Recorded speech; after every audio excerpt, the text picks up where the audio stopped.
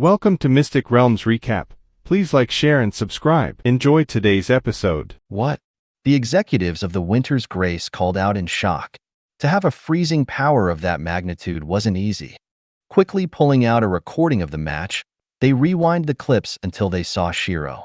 Seeing her tiny body and account information, they were shocked at her age. 13? She has this power at her disposal at 13? Not even the current Ice Matriarch had that power at 13. Recruit her. Recruit her with everything we have. I second that. Hashtag. Ha ha ha ha. Nantion laughed seeing the move Shiro used. At first, he thought the destroying title was a joke made by the people, but it seems like it was the truth. AI seems like the disciples at the sect would have a hard time if she joined. Ha. Nantion laughed. I wonder what she would do to me if we were the same level. He thought with amusement. However, that amusement soon turned his smile into a frown. Yeah, I should make sure my level is above hers at all times. He muttered. Hashtag. Dashing towards the second layer, Shiro set a few traps on the walls.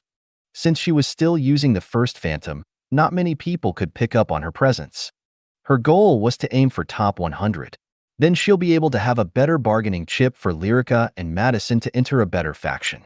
Or rather, for them to have more freedom in the faction. As for why it would give them freedom, it was due to the fact that she'll be able to promise the faction a one-time assist. With her demonstration of power, they would have no reason to reject. She quickly slid on her knees and dodged a lightning spear that shot past her.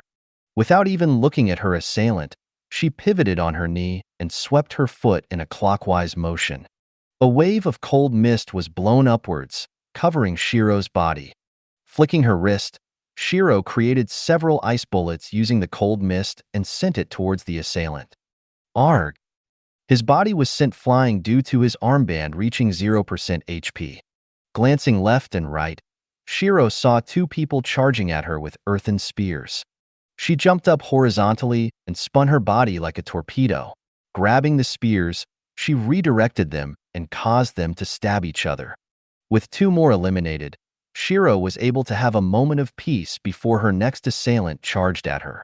He was a close combat mage due to the fact that his fists were glowing with mana. Bam bam. Shiro countered in a swift set of movements that consisted of using her right hand to push his fist down, and her left hand to smash his chin. Slamming her palms into his torso, Shiro caused a short burst of ice to explode on impact. Boom. Since I'm one of the first few to reach the second layer, the people here are more aggressive. Shiro thought since the start of the rounds were always the most chaotic ones. Tilting her head, she dodged another lighting spear. Grabbing it with her bare hands, she continued the momentum and threw it back at the thrower. Since she had unlocked her lightning attunement, she was able to resist the lightning to a certain degree. This allowed her to throw the spear back. Naturally, this was mostly attributed to the fact that Shiro had overwritten the spell to become hers. By threading mana through the main composition of the spear, it then converted the lesser branches to become hers as well. Seeing more people come towards her, Shiro narrowed her eyes. Clasping her hands together, she opened them up to reveal a tiny lightning ball. Thawing the ice on the ground, she created a giant puddle of water to act as her catalyst. When the attackers realized what she was doing, they paled quickly and tried to jump away. BZZZZ. Lightning sparked across the puddle and tasered the attackers. She was about to send a few blunted spears to them when she felt danger behind her. Flicking her wrist, a giant ice wall erected behind her to block the fireball. Boom. The force sent her flying forward a little. Looking up, Shiro saw several other magic circles. So destroy the strong first, huh? Let this entertain you. Shiro thought as her mana flared. Slamming both palms into the ground, two giant ice pillars started to form. Ping. She shattered the ice pillars, causing a mass of broken ice to float around her. Due to her experience with constructing items with nanobots, she understood the best structural pattern she needs to go for to create the sturdiest shield. Clenching her fist, The ice started to combine together piece by piece to create a giant shield that surrounded Shiro. Asterisk boom. The attack barely managed to scrape off the top 2 layers of her shield. Her shield had a total of 10 layers condensed together. While her INT may not be able to compare to their INT, her knowledge and experience more than makes up for this. Flicking her wrist, parts of the shield broke off to become blunted spears and shot towards the people who made the spell. Clutching her hand just before the spear hit, she controlled them to morph into rope-like restraints. Without a second's delay, Shiro stomped down and caused several ice spikes to shoot towards them. Due to the restraints, they couldn't react and were eliminated. Phew! Breathing out a breath of cold mist, Shiro took a moment to rest. The moment she stepped onto the second layer, it was one tense fight after another. She had to make sure she kept the fights short since long fights were disadvantageous to her, especially since they were all either around her level or higher. Prolonging the fights meant she would be worn out faster. Jogging towards the area to reach the next layer, Shiro frowned when she saw 3 school seniors blocking her way. They were all female and Shiro realized the seniors' plan to suppress them. This happened to Lyrica as well. Shiro thought with a glare. Since they wanted to suppress the younger years, they didn't deserve any mercy from her. Crouching low, Shiro dashed towards them. Her pupils glowed with a slight neon blue. Icy mist was flowing out from her palm as she slammed them into the ground. Asterisk CRRR. A cage formed around the arena almost instantaneously. Spikes started to form on the cage bars while Shiro continued her dash towards them. Asterisk phew phew phew. The seniors blocked the frontal attacks with much difficulty. They were surprised at how much power were contained behind each spear. Shiro's body flickered behind them as she grabbed the back of their neck. Asterisk bam. She slammed the heads of the closest 2 seniors into the ground before aiming a palm at the last senior. Asterisk bam. A blunted ice spear smashed against his head, eliminating him. Dislocating the shoulder joints of the 2 seniors, Shiro eliminated them as well.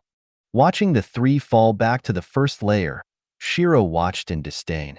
Turning on her heels, she resumed her dash towards the top 100. Asterisk FUH. Several hundreds of fireballs appeared in front of Shiro, causing her to frown. Faded snow movement. Since the fireball covered the view, they weren't able to see a portion of Shiro's body fade into snow. Adjusting her footwork, Shiro flickered through the fireballs and exited relatively unharmed. Seeing the assailant keeping a constant distance, Shiro frowned. Currently, the range was a heavy weak point of hers due to the fact that it takes more mana the further away the spell was to you. This combined with her broken links only made for a ridiculous MP consumption no level 33 should have. Close range it is, Shiro thought, making an ice spear. Stepping hard on the ground, she caused it to fissure before launching forwards. Asterisk bam bam bam. Twirling the spear in her hands, Shiro managed to destroy all the fireballs that shot towards her. A sudden red glow appeared beneath her feet. Asterisk boom. Shiro quickly jumped back and avoided the mine. Her brows were furrowed heavily since she never expected someone else to know how to set up traps as well. Setting a trap was normally a skill that level 50 plus learned, and not something a D-ranked adventurer should know. This was due to the fact that you had to make sure the trap activated correctly and didn't just set off the moment you place it down. On top of that, you would also need to make sure the trap could run independently for a short moment. Sliding on her feet, Shiro paused in shock when she realized she stepped on another mine. Asterisk bam. The force caused her to be thrown forwards. Seeing the familiar red glow, Shiro cursed at how many mines there were. Stabbing her spear into the ground, Shiro vaulted upwards and over the explosion. Twisting her body, she aimed the spear at the attacker. Asterisk boom. A fire spear was shot out in return. Landing on her feet, Shiro narrowed her eyes since she knew there were many more mines waiting for her. Crouching down, Shiro frowned under her mask. Dashing forwards, Shiro made a layer of ice wherever her feet touched. Her mind was clocking in overdrive from visualizing the structures of the ice. Asterisk boom boom boom. Muffled explosions rang out since the mines couldn't break past the ice. This caused the caster to panic since Shiro was closing in fast. Style Phantom Arts, first Phantom plus second Phantom. Her body flickered out of sight as the ice spread out. Due to this, the explosions rang out constantly, confusing the caster from Shiro's real position. Asterisk bang. An ice hammer crashed into the back of the caster and launched him forwards. Rolling on the ground slightly, he saw a neon blue light appear under him. Asterisk boom. Shiro had set up a trap as well since he liked traps so much. Cracking her neck slightly, Shiro sighed at her MP count. MP 32, 400/110, 000. In the few short exchanges, she had already spent a grand total of 77,600 MP. If it wasn't for the fact that her monster title had basically doubled her status, she would be dry of MP by now. She was about to pull her face mask down for a drink when she dodged right. A wind blade passed her previous location, bringing up a huge gust wherever it passed. Goddamn it, another one. Shiro cursed since she couldn't even have the time to drink a potion. Ice chain. Chains wrapped around the assailant while Shiro jumped towards him. Twisting her body in midair, Shiro slammed the ice staff into his chest. Asterisk boom. A small crater collapsed under the attacker. Shiro wasn't merciful since the wind blade would have given her a deep wound if it had struck. Kicking his body away, Shiro quickly popped the MP potion in her mouth while dashing towards the top 100 layer. Making 2 spears, one in each hand, Shiro stabbed the first spear into the wall. Jumping on the spear, her body shot upwards. Just before she reached her peak, Shiro stabbed the second spear into the wall and increased her momentum through spinning on the spear. Landing on the 3rd layer with the shortest time needed so far, she quickly made 2 shields and blocked 2 lightning strikes. Her opponents were twins around the early 20s. Lightning sparked around their bodies as Shiro could tell they were enhancing their speed. They must be close to Tier 3 lightning attunement for a pseudo-lightning armor to make an appearance, Shiro thought with concern.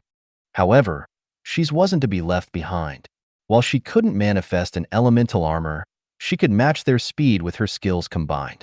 Narrowing her eyes, she increased her killing intent to take advantage of her cold touch and cold aura. A blizzard started to form around Shiro. Her blue eyes glowed slightly, giving the twins a chill down the spine. She's dangerous. Indeed she is. Must be eliminated to keep our rankings. Full power? Full power. The lightning flared, causing the ground to crack and evaporate. While their figures didn't flicker like Shiro's, their speed was still incredible. Charging towards Shiro, they aimed their finger at her. Lightning gathered into a bullet and shot towards her. Narrowing her eyes, Shiro's body flickered out of view before flickering back into view. When it did, her hands were already in front of the first twin's face. She was about to grab his face when a bullet shot towards her head at the perfect moment. This would have been hard for normal people to dodge. However, Shiro was far from normal. Aiming her left hand away from her, she created a small propulsion force. Combining that with her passive float, Shiro managed to dodge the bullet just in time. But, as she dodged, the first twin kicked towards her. Quickly guarding her chest, Shiro was sent flying backwards. Landing roughly, she frowned seeing the teamwork between the two.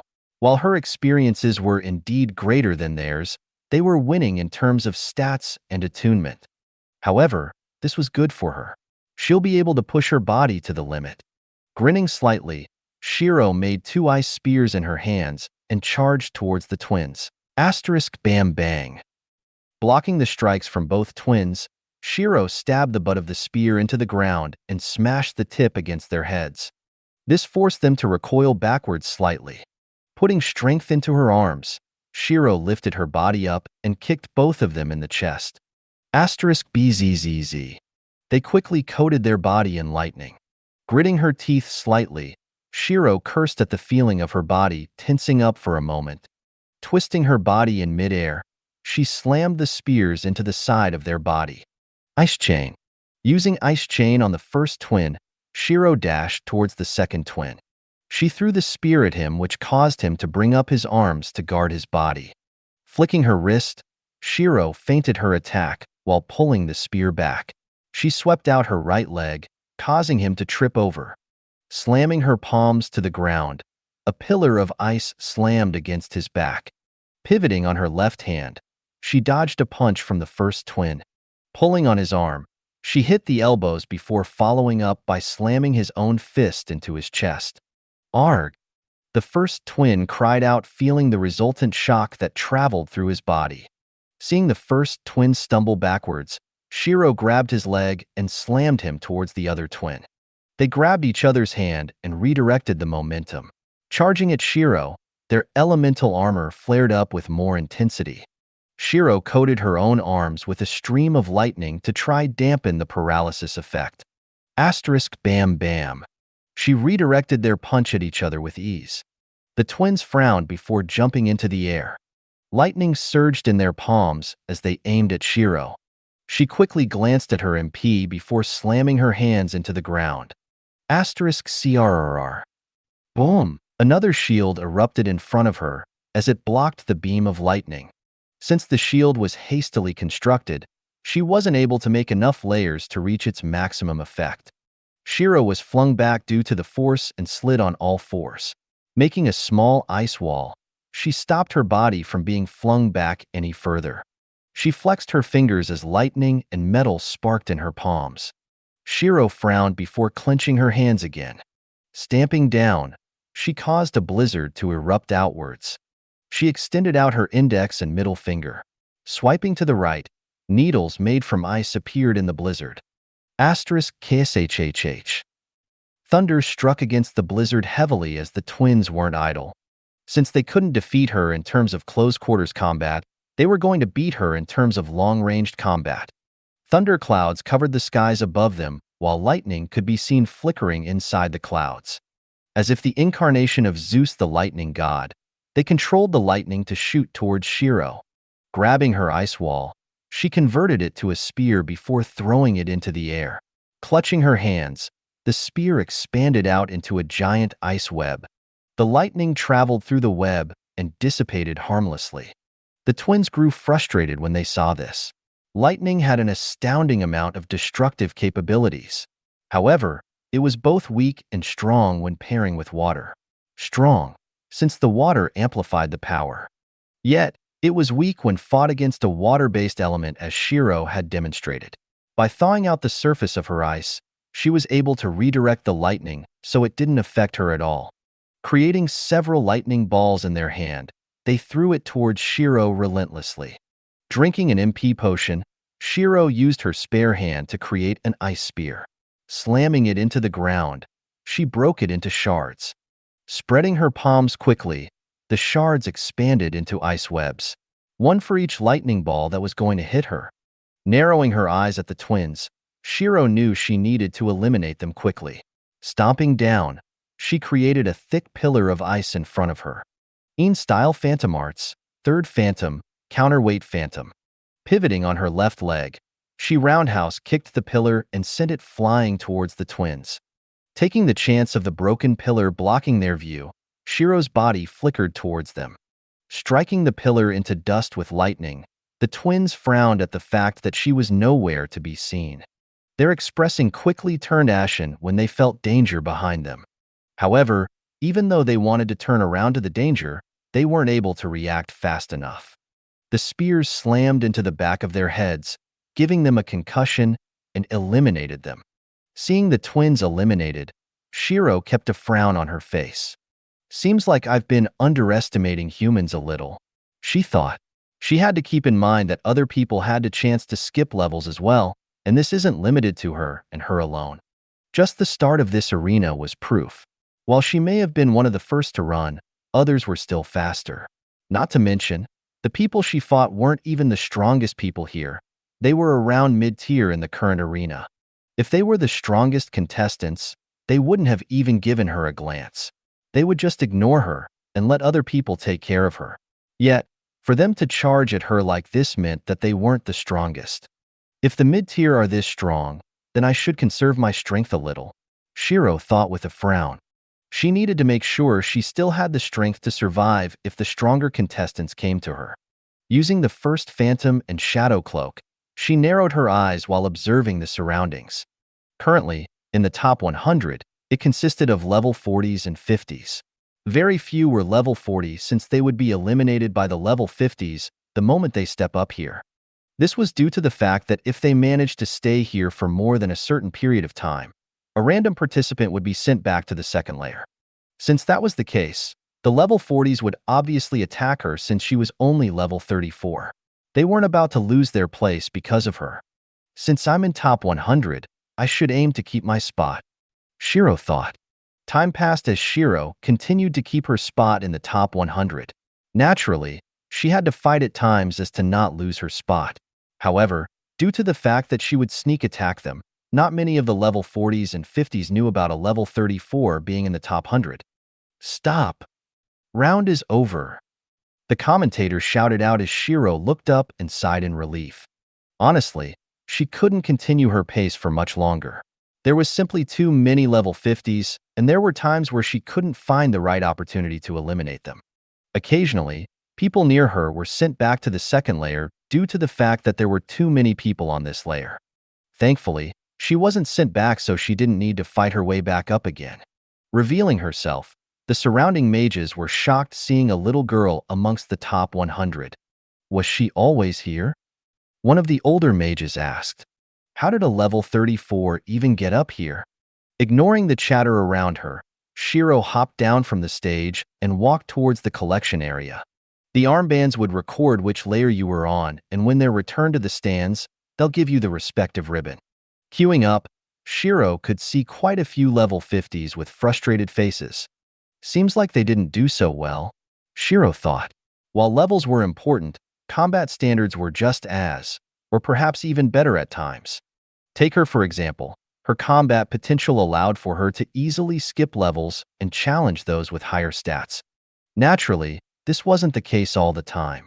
Each battle would be one where she had to focus 120% of her concentration since her body simply couldn't keep up with those that have higher stats than hers. When it was almost her turn, she heard the man in front of her cause a commotion. This is *T. What do you mean I'm not allowed a blue ribbon? Can't you see that I was at the top 100 layer for 90% of the match? The man shouted out in fury. I'm sorry, but your final rank was still only in the top 500 whether you like it or not, the attendant said with an expressionless face. She was used to dealing with unsatisfied adventurers day in day out. This wasn't anything new. But *bang. Slamming her palm on the table, two heavy knights appeared beside the man. I'll have you know that just because I'm an attendant doesn't mean you can continue to scream in my face. Leave by yourself, or I can make you leave. Your choice, the attendant said coldly. Perona LVL 50, Summoner. Shiro praised mentally when she saw this. As the class states, she was of the Summoner class. While they weren't the rarest of classes in the higher levels, trying to get a Summoner class on your first class up was a very hard task. The amount of hidden conditions one had to fulfill before level 20 to get the class as an option was a difficult task. Naturally, one would discover the tasks after a few generations of test and luck. When one understands these conditions, they can nurture some of the best bodyguards in the world. The advantages they would have if they had a Summoner class as their first class isn't something a normal Summoner of the third class up can compare to. They would have had 2 class ups to improve on the Summoner class's strength. The man flinched when he saw the 2 knights beside him. Each one radiated the aura of danger, causing him to sweat profusely. He took his ribbon reluctantly. Seeing the man finish with what he was doing, Shiro walked up to Perona and handed over her armband. Oh! Perona was surprised when she saw the time Shiro spent on in the top 100. Seeing her made this shock much greater as she wasn't even level 35 and stayed in the top 100 for most of the match. Here's your ribbon. If you go on our official website and key in the numbers present on your ribbon, you'll get the location you need to be at. Make sure to bring the ribbon, as that is your proof of identity. Don't try to forge a fake ribbon, as we are able to check which one is real and which one isn't, Perona said, handing over the ribbon. The moment Shiro touched the ribbon, she could already tell the material was different than usual. Unfortunately, the man caught a glimpse of Shiro with the blue ribbon. The idea that a level 34 got a blue ribbon and him only a green resounded in his mind as rage took over. How does she have a blue ribbgh? With a single flex of her fingers, both knights had landed a devastating uppercut to his jaw. I gave you the chance. Don't take my words as a joke, Perona said, disdain clearly visible in her eye. Flexing her fingers once more, the man was carried by the leg and thrown out of the collection area. Asterisk whistle. Shiro couldn't help but whistle a little seeing how straightforward Perona was. Silently giving her a thumbs up in her mind, Shiro walked back to Lyrica and Madison. When she saw them, she couldn't help but notice how they were a little unsatisfied and also a little fearful. Why do you two look like this? Shiro asked. Shiro, well, it's because we barely saw you fight. We saw you at the start, and you just disappeared. Then we just saw the victim you left lying around, Lyrica said as Shiro nodded. Since the people didn't have a replay function, they wouldn't be able to notice her since she made their brains ignore her.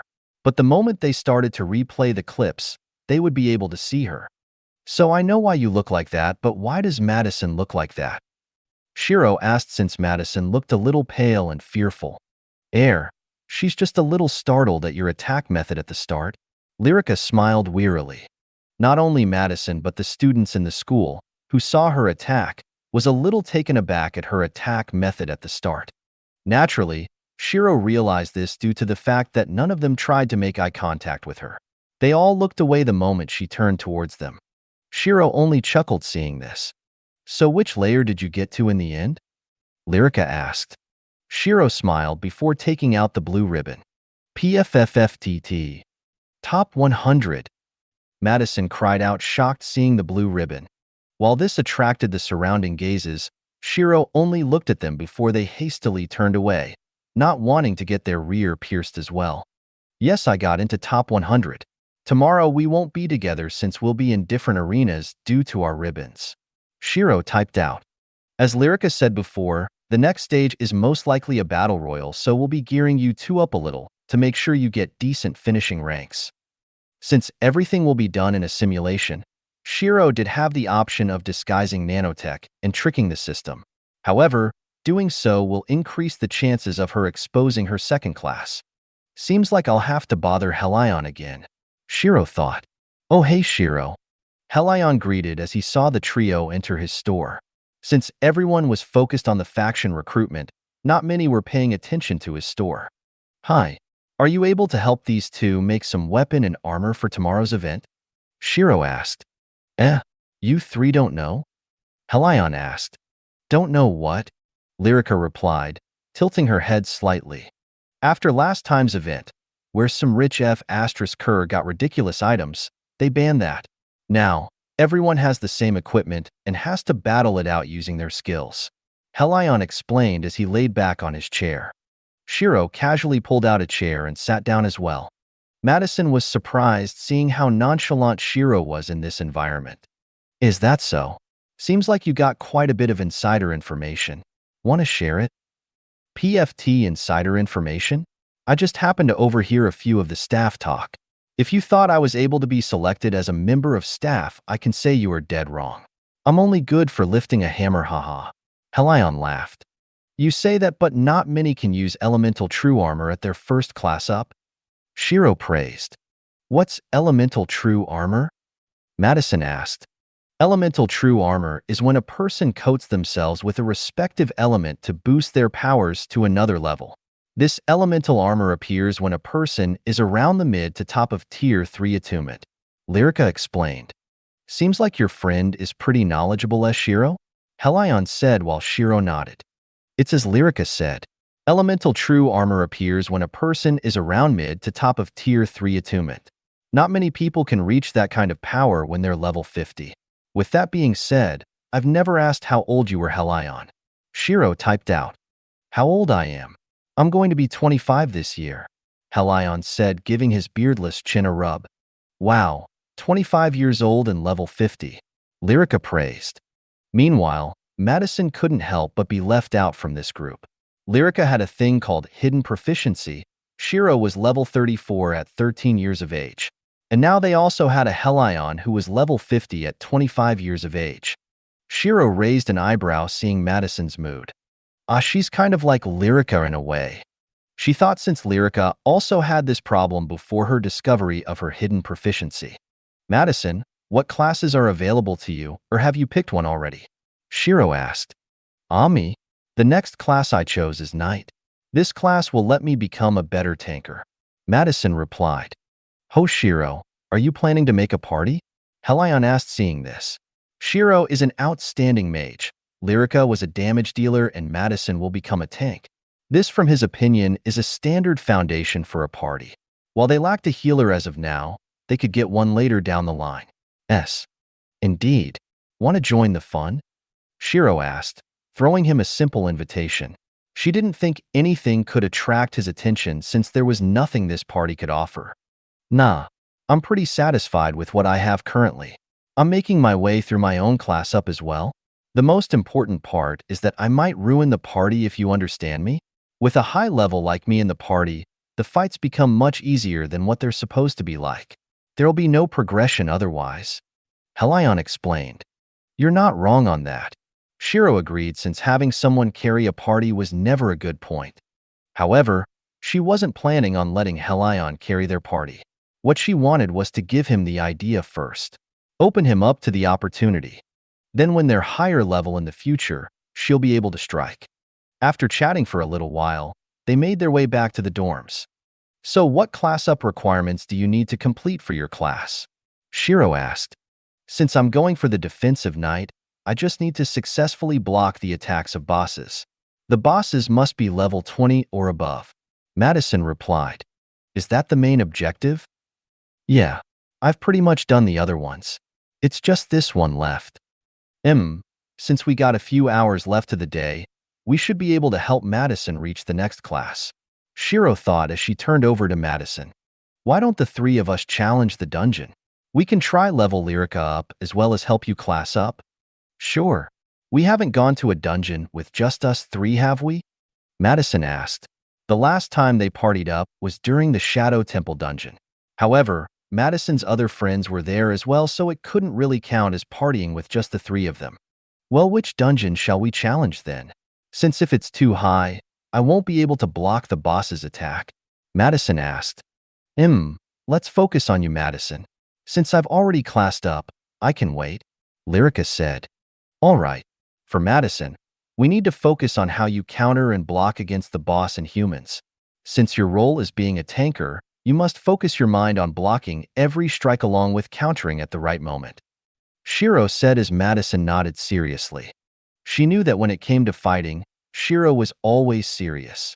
While her go-to weakness of attacking the rear was a little shameless, it is a very effective method against both monsters and humans.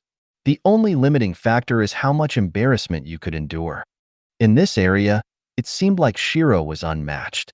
And for that, I have a great way for you to practice against the boss. Shiro smiled meaningfully. What do you mean?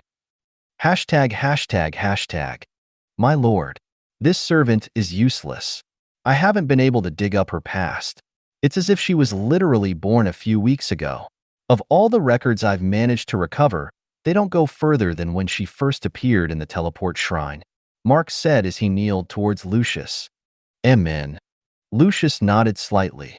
Strange, he thought. Mark was of the best scouts that he had in terms of information gathering. For him to fail in discovering her background only served to propel his curiosity further. Don't mind it. How goes her progress in the event? Lucius asked.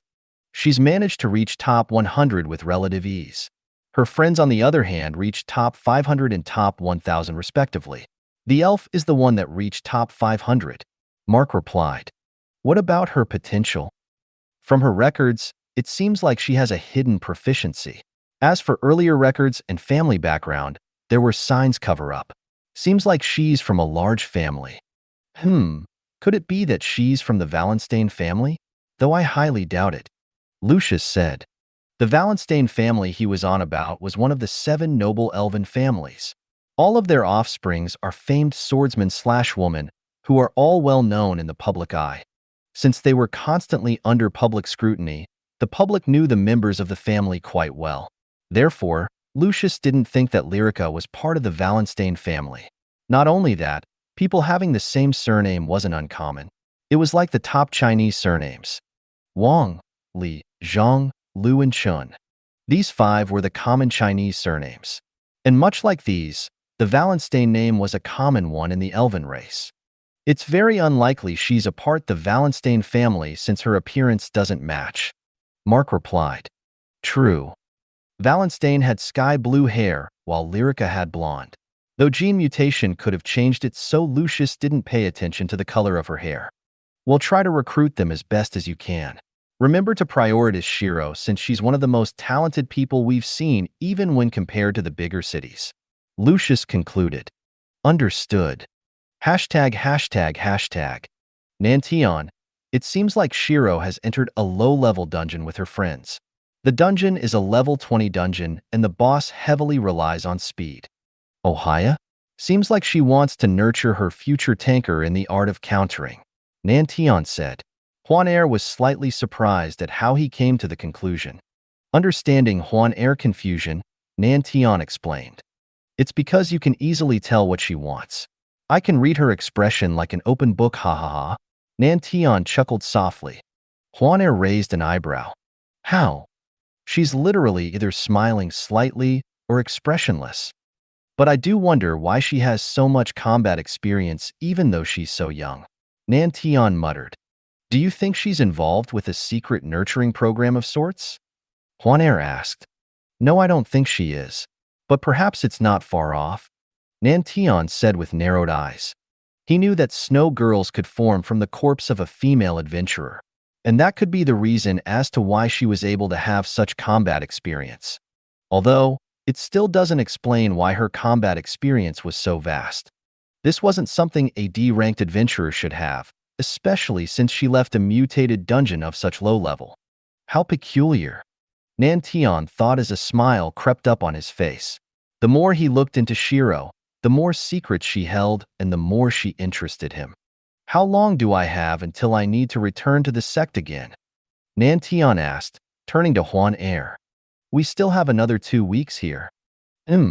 Extend that to a few months, would you? Nantion asked. Why a few months? Just put it down as self-discovery, ha. Nantion laughed. Self-discovery? Huan Er asked with a raised eyebrow. Yes, I want to spend a little bit of time away from work and documents.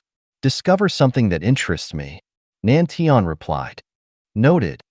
Keying in the request, they soon got a response. The sect has approved. They gave you an extension of half a year. Half a year? I suppose that'll do. Nantion muttered a little unsatisfied. While he did say a few months, he had hoped for a year. Maybe I should be more straightforward next time? He thought with amusement. Meanwhile, back with Shiro and Ko in the dungeon. Shiro? Help! Madison cried out as she blocked another one of the boss's strikes. Madison, Shiro told me to tell you that you can do it. You just need to make sure you redirect the force and create an opening. It's a fundamental skill every tanker needs. Lyrica shouted out since Shiro couldn't talk. Currently, Lyrica and Shiro was resting by the side while they watched Madison fight the boss by herself. Help me, please, Madison shouted out as she rolled away from one of the boss's strikes. Shiro's strategy in helping Madison grow stronger was simply to get her to fight the boss on her own and hone her survival instincts. Shiro told me to tell you, just keep going. You know we won't help you unless you are literally on your last leg. ARGG. Madison cried out in frustration and slammed her sword into the boss's body. The boss was an insectoid boss. It had a lot of similarities with a prying mantis with his bladed arms being able to strike out with high velocity. Madison used several defense bolstering skills and charged at the boss. Slashing her sword diagonally, she stepped down hard to increase her power. Dang. The clash of metal against chitin reverberated outwards as the sword could be seen vibrating from the shock. Madison gritted her teeth from the shock since the boss was able to move its chitin in the way just in time. Due to the shock, she was left paralyzed for a slight moment. Shiro sighed and flicked her wrist. Asterisk boom. The boss was sent backwards with a blast of ice, giving Madison the moment she needed to recover. Shiro told me to tell you. Learn from the boss. See how he managed to reflect your attack and leave you stunned for a moment. Lyrica shouted out. Madison paused a little as she replayed the previous scenario in her mind. God, I hope this works. She muttered since she had a slight idea on what she needed to do.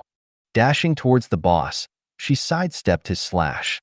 His other blade-like claw swept towards her as it saw his first attack fail. Moving her sword into a position to parry the strike, Madison jolted her sword just before the attack landed. While the force still traveled through her, she could tell it was much weaker than before. The boss, however, was sent recoiling backwards. I did it, Madison shouted out with joy. Shiro smiled seeing her growth. There we go, she thought. The human potential was best stimulated during times of danger. Madison just needed that extra push to learn the technique of redirecting the force. With this, she'll hit one of the requirements to become a top-tier tanker. Having grasped the technique of redirecting the force, Madison's success rate of blocking and creating openings increased by a large amount. Being able to consistently redirect force and strike the enemy was a huge boon to the party. Sure, Shiro could do it too, but tankers had follow-up skills that could allow them to stun the monster for long periods of time. Parrying another attack, Madison narrowed her eyes before sliding the sword along the boss's weak point between the armor. Seeing the boss's HP get reduced down to 1, Madison knew her role was over. Tankers rarely had a finishing move they could use to end the boss. Therefore, this job was left for either the mages or the swordsmen. Lyrica, you want to do the honors? Shiro asked with a smile. Sure. Lyrica summoned her dual-ended blade and twirled it in her hands to get them warmed up. Making sure her body was ready, she crouched low and dashed towards the boss. Her body flared with a silver aura along with a pink one.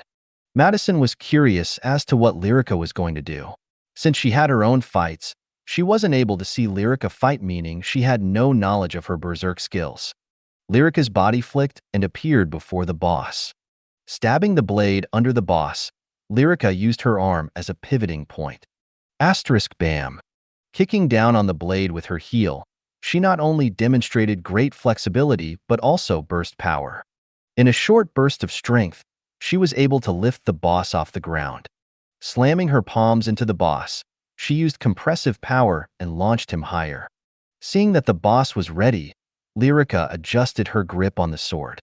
The edges of the blade set aflame with a neon pink radiance layered on top of it. Twisting her body, Lyrica twirled her blade for a moment before stabbing at the boss. A flaming lotus appeared around her with each of the petals striking the boss. Asterisk boom. Madison was sent stumbling slightly when the attack landed on the boss. She couldn't help but open her jaw wide when she saw the clean holes through the boss. Some of the holes were even located in the hardest part of the boss's chitin armor. IO epsilon. Asterisk boom. The boss landed heavily on the ground. Helping Madison up, they collected the loot. Damn, Lyrica, that was crazy what you pulled off. Madison praised, seeing her burst potential. Ha ha ha. Lyrica only laughed while feeling a little embarrassed. Madison, you should be able to class up now.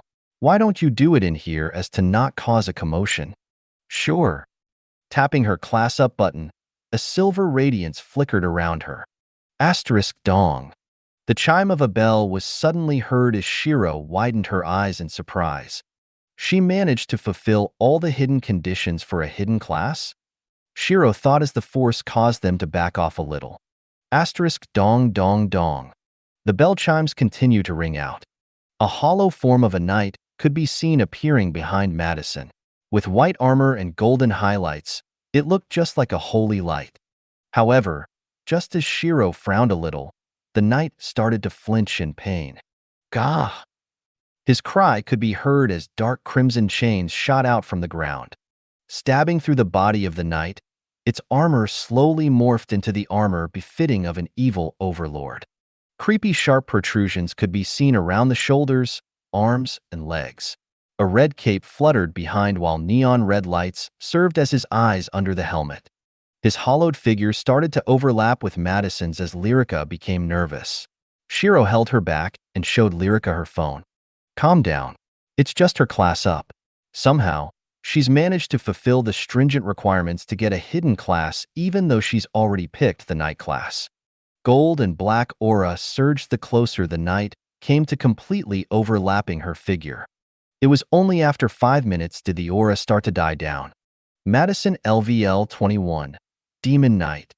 Demon Knight? Shiro thought as she had never heard of this class at all. Madison?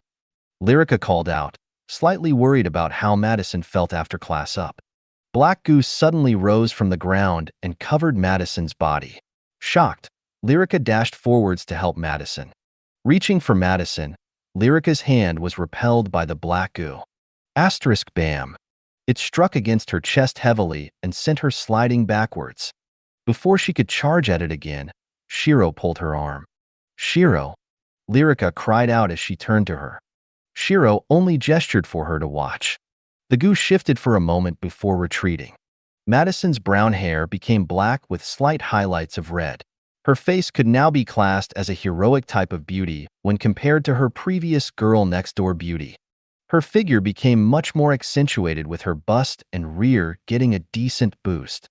This caused Shiro to look down on her own body and sigh at the fact that she still looked like a kid. Opening her eyes, Madison looked at her body and moved around a little. Turning back to Shiro and Lyrica, her crimson eyes bore into theirs. Well, this feels a little odd and comfortable, she said as Lyrica sighed in relief. You scared me then. I thought the black goo thingy had consumed you, Lyrica said as Madison laughed. However, her body hunched forward a little due to her new bust. You should get used to your lumps of fat quickly. They might affect you in combat, Shiro typed with slight jealousy. She wanted to get her womanly figure soon as well.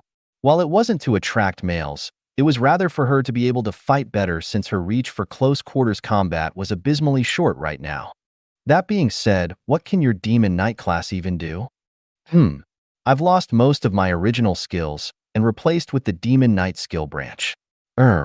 It seems like I have a lot of damage potential along with tanking potential, Madison said. What do you mean by that? Lyrica asked since most class only had one or the other. But then they have both, the effects would be weakened. Well, I have a skill called Demon Knight Manifestation. I'm able to summon the power of either an attack-type Demon Knight or a defense-type Demon Knight into my body. The catch is that the MP drain will always be 0.5% MP/second. When I run out of MP, it'll be taking my HP at a rate of 2% per second. I'm also able to turn it on and off when I desire, but there will be a gap of 1 minute before I can use it again, Madison said, explaining her new skill to the duo. An MP drain of 0.5% for every second means that she can use this mode for 200 seconds every time, granted that she doesn't use any skills. But there should be a follow-up skill that increases her MP regen so that she could sustain this mode for much longer. Do you have a skill that helps you increase your mana regeneration? Shiro asked. Let me check. Yes, I do actually. It's a passive called Mana Drainage. For every successful combo break, parry, and counter I do, I regain 5% of my mana. I have to do it in that order though. So if I miss a counter, I won't get the 5% mana back. Right now the skill is at tier 1, so I'm assuming the MP regen will increase the higher tier I go, Madison replied. Shiro raised an eyebrow to this. While it didn't seem hard to do, using it effectively would be hard to do since to do a combo break, one would need to wait until the boss lands more than 10 hits on a person. On higher levels, there are bosses who build up momentum the move hits they land. So this skill is a double-sided blade where the reward wasn't worth the trouble. As of now, that is. Perhaps when it tiered up, the requirements and the MP regen would increase, making the skill worth the risks. But the immediate solution for Madison's demon manifestation would be to have a support that could help regenerate MP or have an equipment that contained the Mana Eater skill. However, if they were to gain an equipment with the Mana Eater skill, Shiro would be the first to send it to the recycling bin and make a skill chip of the skill. Should we get an outfit for you? Because it seems like your assets are about to spill. Shiro typed out with a blank expression since Madison's shirt looked like it was about to burst. Madison blushed a little seeing this. I can't help it, okay? Who knew a class up would increase my breast size? Madison cried out as she covered her breasts. Shiro only shrugged as their initial goal was attained. With her classing up surprisingly to a demon knight, she should fare much better in the simulation. Upon leaving the dungeon, they returned to the dorms. Shiro stood in her room before narrowing her eyes. Opening the window, she came face to face with Nantion. And if I didn't open the window, you'll just be another weird F***er stalking the window of a young girl. Shiro typed out. But we know each other. Doesn't really count, right? Nantion chuckled. No, it does count. So what do you want exactly? Nothing. Just telling you that you'll be seeing me for half a year. Are you serious? Shiro asked with a blank face. She was currently despairing at the fact that this high-leveled creep was going to be seeing her for 7 months. When was I never serious? Nantion laughed while floating in front of her window. Due to the fact that her room was situated closer to the small forest, Nantion was out of the public eye. However, she was now contemplating on a room change, so Nantion wouldn't be able to do what he was doing. If you're wondering about having a room change, don't bother since I'll still be able to visit you. Shameless. Not as much as you. Who the hell would be as shameless as to go for the ass? Me. True. Nantion agreed. Well, if you're going to stalk me, why don't you make yourself useful? Got anything good to sell? Especially with the stunt you pulled during the auction. Shiro typed out as she turned around and sat on her chair. AI, both of us know that even if I gave you them for free, you won't be able to use them, he said with a shake of his head. Who said I wanted to use them? I just want to buy the ones with nice skills and keep it in my collection, Shiro replied. She wanted to see if she could recycle some of the weapons and armors for their skills. Letting armor and weapon rust as a collection is rather wasteful, don't you think? Shouldn't weapons be best used on the battlefield? No point letting them rust without serving their purpose. True. If that's the case, then there's no point you being here, is there? Why don't you go do what you need to do? How hurtful. You're already chasing away your future branch master, Nantion said with fake drama. Shiro kept her expressionless face on while she watched all of this. Fine, I leave. See you later, little Snow. Nantion laughed before his body flickered away. Tisk, creepy ****. Shiro muttered. Locking the windows, Shiro did her routine of setting down traps before falling asleep. ####. Early the next morning, the trio gathered together and walked towards the gathering spot for the second event. Hey Shiro, why does it seem like you're a little cranky every time you wake up? Lyrica asked. Probably because before sleep, I have the Nantion stalker, and after sleep, I find out the Lucius stalker came by. Shiro thought with annoyance. In this regard, she much preferred Nantion since he at least gave her alone time when sleeping. Nothing much, Shiro replied. Period? Madison asked as Shiro paused. Can a snow girl even have a period? Shiro thought as she was pretty sure a snow girl didn't give birth. No, it's not my period. Shiro shook her head. Just focus on the task at hand. While this is only the second round, so to speak, it is still an important round for you to get noticed by the larger guilds. Remember, don't seek out the fights. Take advantage of already occurring ones, Shiro suggested. Arriving at the venue, Shiro tilted her head back and stared at the giant building that was colored a cream white. Hopefully, I'll be able to keep a decent performance record, she thought before entering the venue. For the second round, each of you will enter the simulation pod and get transported to the virtual world. In here, you're able to let loose and fight to the best of your abilities. Everyone will start with no weapons and no armor. The key is to find them scattered throughout the map. There are 200 players in each match, and only the top 10 will advance into the next round. Please note, MP and HP will not be regenerated in this match. You'll have to find the potions laying around and recover your HP and MP that way. During the match, you'll be able to scour the map to discover items, weapons, and armor to give that extra boost in the match. As for your character, you'll only be allowed 1 tier magic for the mages and 3 skills for the warriors. Both the warriors and the mages will be randomized for this stage. Mages will have 50k HP and 75k MP, while the warriors will have 75k HP, and 50k MP. Other physical traits will be similar to your real-life counterparts except for stamina. Everyone will have the same stamina. With that all said, please enter your pods and we'll begin the second round shortly. The commentator shouted out as Shiro did just that. Entering the pod, Shiro used her nanobots to hack into the system once more and change the system recordings of her status. Picking Tier 2 Ice Magic as her skill, Shiro felt her vision shift.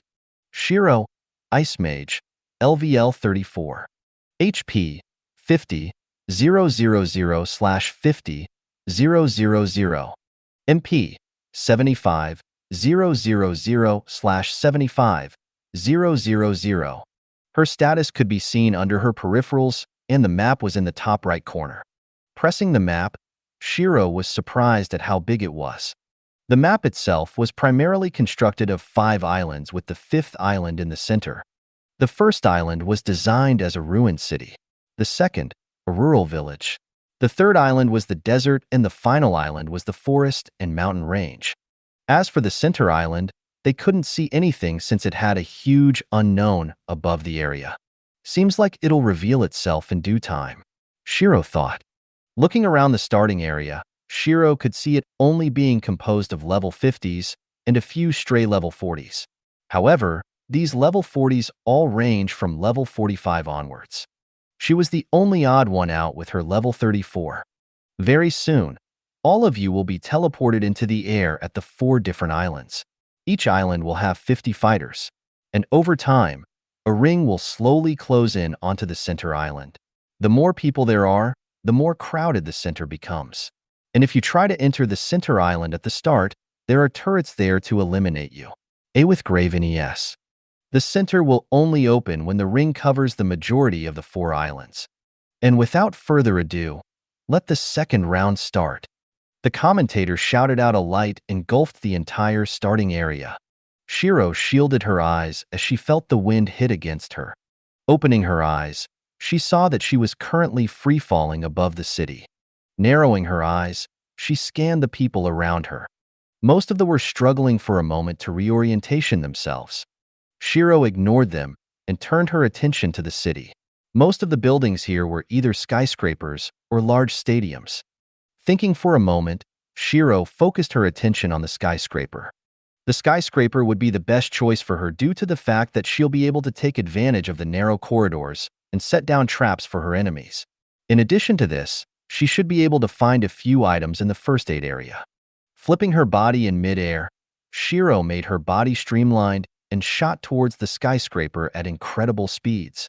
Since her control of the body was high, she was able to control her glide towards the skyscraper with near maximum efficiency and speed. Boom. Shiro suddenly heard the sound of combat behind her and turned her head. Elemental attacks littered the skies as they wanted to eliminate their competitors as soon as possible. Seems like they ignored me because I'm a low level. They think someone else will kill me sooner or later, and rather than wasting MP on me, they wanted to kill the other level 50s first, Shiro thought, analyzing the current situation. This works perfectly for me. She grinned while quickly approaching the roof of a skyscraper. A strange feeling overcame her as her body landed softly on the roof. Seems like a mechanism to make sure no one died on impact. Though I suppose this does save me some MP I can use later, Shiro thought. Her initial plan was to use her Tier 2 Ice Magic to create a ramp to slow down her landing. Not stalling for a second longer, she dashed through the door and dropped down to the top floor. Looking around, Shiro saw a few weapons and armor lying around. White-grade sword, white-grade chestplate, and white-grade boots. Shiro thought as she equipped the equipment. Holding the sword near her waist, she jogged through the floor to find a map of the skyscraper. Currently, I'm on the 50th floor. Floors 1 to 20 are for visitors. 21 to 45 are the main offices, and floors 46 to 50 are the offices of the big bosses. Shiro thought, looking at the panel near the elevator. There isn't a boom. Her thoughts were cut off when she felt the skyscraper shake from a nearby explosion. Jogging to the windows, Shiro peeked towards the source. She could see 2 mages battling it out in the streets. Each attack of theirs rocked the surroundings. I need to get all I can before evacuating this skyscraper. She thought since she wouldn't be able to survive if the skyscraper collapsed on her. Quickly dashing through the floor, Shiro picked up anything she could use and discarded anything she couldn't. Generally, the start of a battle royal like this would consist of gathering items before actually fighting. Very few would fight unless they set their eyes on the same equipment. Panting for a moment, Shiro frowned at the fact that her stamina wasn't transferred over. Seems like I can't use my martial arts too often. Shiro thought since the Een-style phantom arts was heavily taxing on a person's stamina, she was only able to use it often due to her monstrous stamina. However, in this round where everyone basically had the same stats as their real-life counterpart, she had lost her advantage of monstrous stamina. Without her advantage of the Een-style phantom arts, the upcoming fights will become much harder. Currently, she had an item called the backpack. It acted like an inventory and allowed her to store her weapons inside. Unfortunately, it was just a white backpack, so she could only store a maximum of 4 items inside. Though it still helped since she didn't have to carry her weapons around manually. Her current arsenal included a green sword, a green bow, 20 arrows, and a white spear. Sneaking a glance through the gaps on the wall, Shiro saw that the fight was coming to a close. Converging the fire into a flaming hammer, the attack slammed it into the ground, causing tens of pillars of fire to erupt from the ground. Boom. Shiro stumbled slightly since the skyscraper was also affected. Peeking at them again, Shiro saw the defender get reduced to ashes. However, before the attacker could celebrate his victory, Shiro saw a streak of yellow. Boom. A lightning streak smashed through the attacker's chest as he too was eliminated. A sniper, Shiro thought as she peeked towards the source. Roughly 500 meters away, she could see the residue sparks left behind by the shot of lightning. Narrowing her eyes, she frowned when she couldn't make out the sniper's figure. To be able to attack the duo from that far away, he must have either great eyesight or predictive abilities. Shiro thought as she suddenly had a feeling of danger. Abandoning all thoughts of cover, Shiro jumped out the windows with her arms shielding her face from the glass. Free falling, Shiro swiped her arm upwards and made an ice ramp. Boom. A lightning shot pierced her previous location and made a clean hole through the building. Cold sweat would have appeared if this wasn't in a simulation. Flicking her wrist, she made a few odd turns and loops to throw off the sniper's aim. Boom. The bullet missed her as the force pushed Shiro off her ramp. Crap, Shiro thought. Quickly swiping left, another ramp appeared and softened her landing. Landing back on the ground, Shiro crouched low and dashed towards a heavily crowded area. This was so that the sniper would have a much harder time predicting her position. Sliding into some cover, Shiro panted heavily. Annoying, she thought. Normally, she would welcome a long-ranged fight since she'll have her arsenal of railguns, nanotech snipers, nanotech bows, and the such.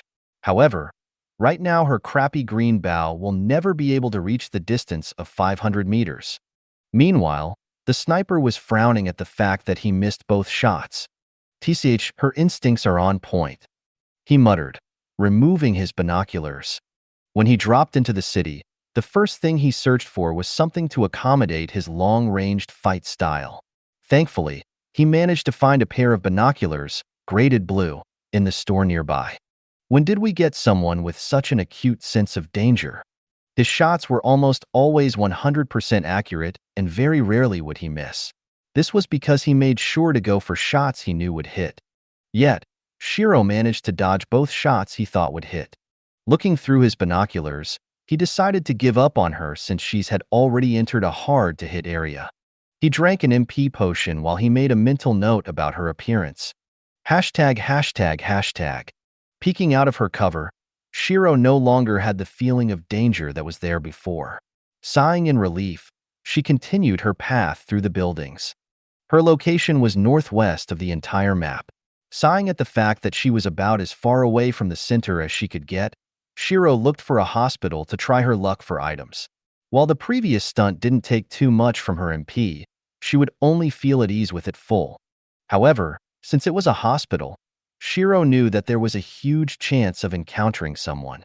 Keeping a bow in hand, Shiro nocked an arrow so she would always be ready to fire the bow.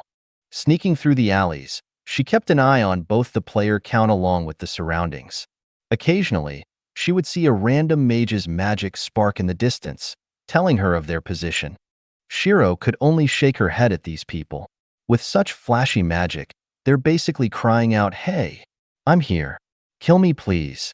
It was especially bad due to the fact that this was a battle royal. Without the limitation of holding back, they can easily use their best skills and end people.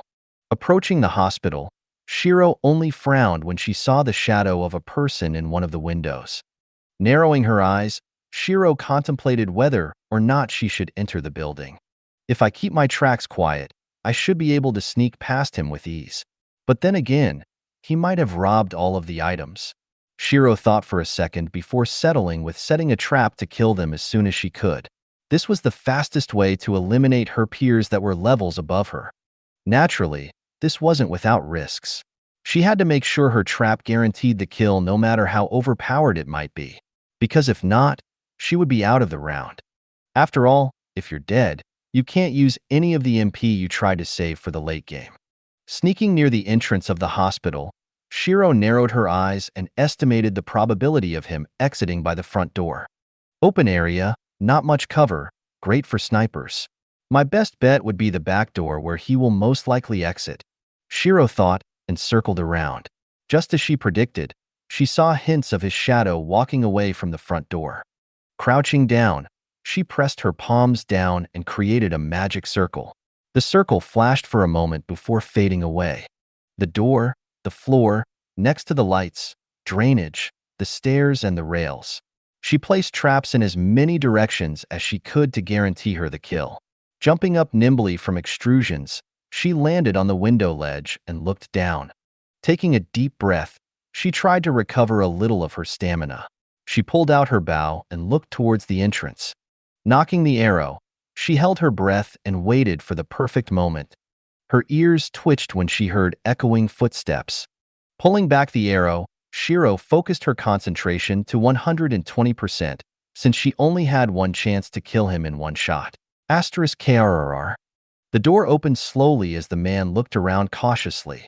Seeing that no one was near him, he sighed in relief.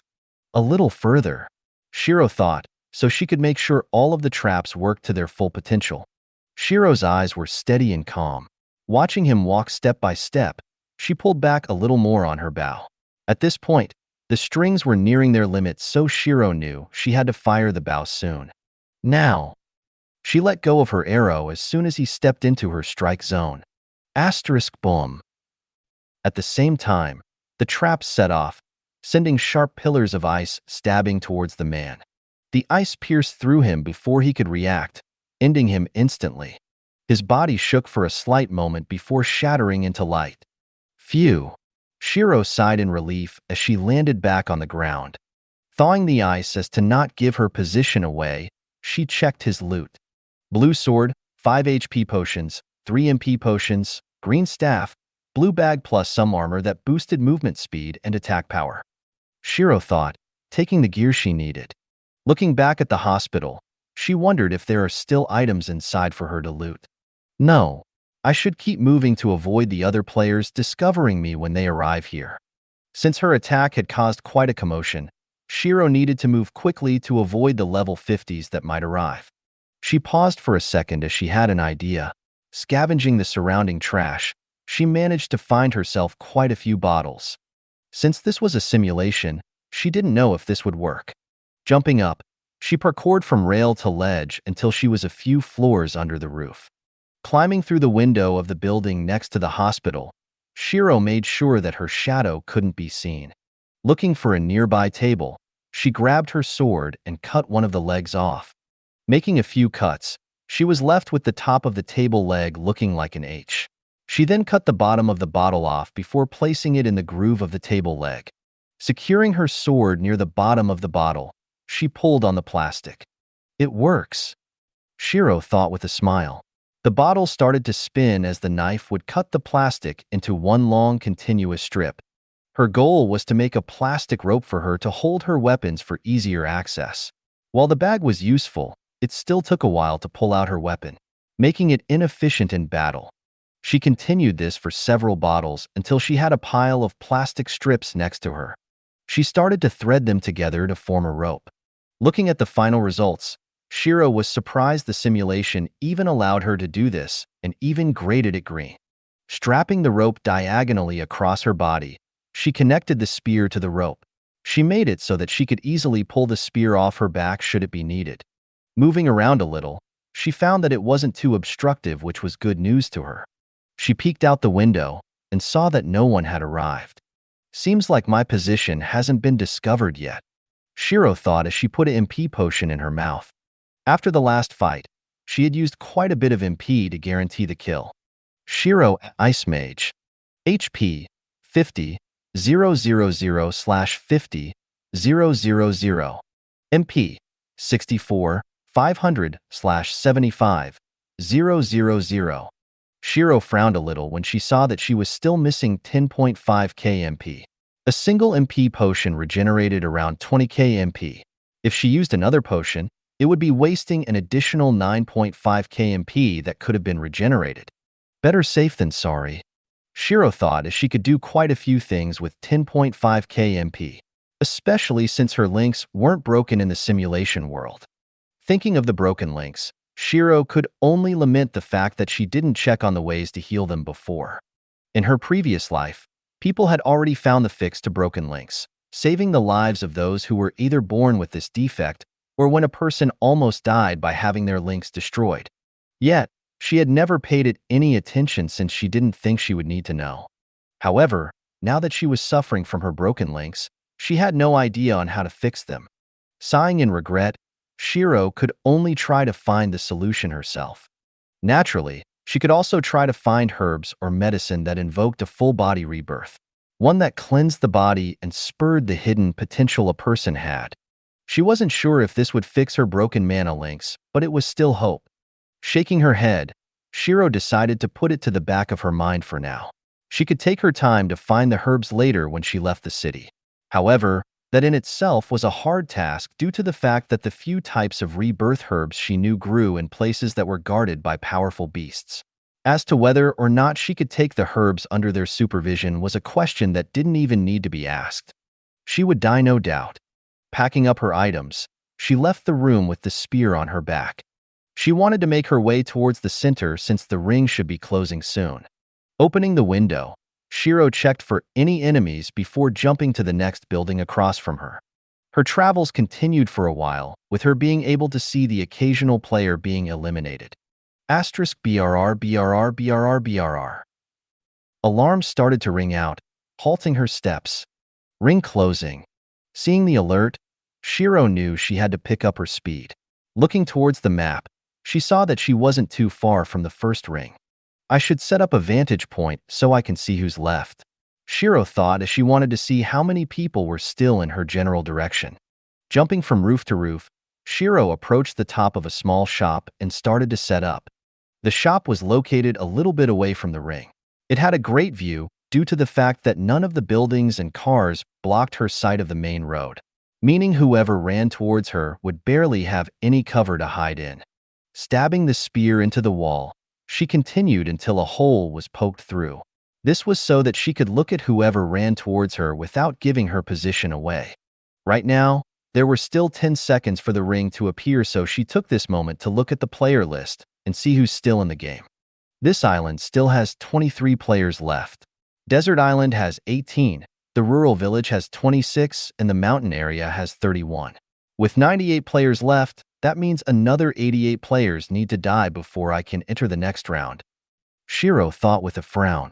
88 players weren't a small amount, especially since most of them were higher level than her. The main issue came with the ring that was closing in. As the playing field gets smaller, the chances of running into someone increased.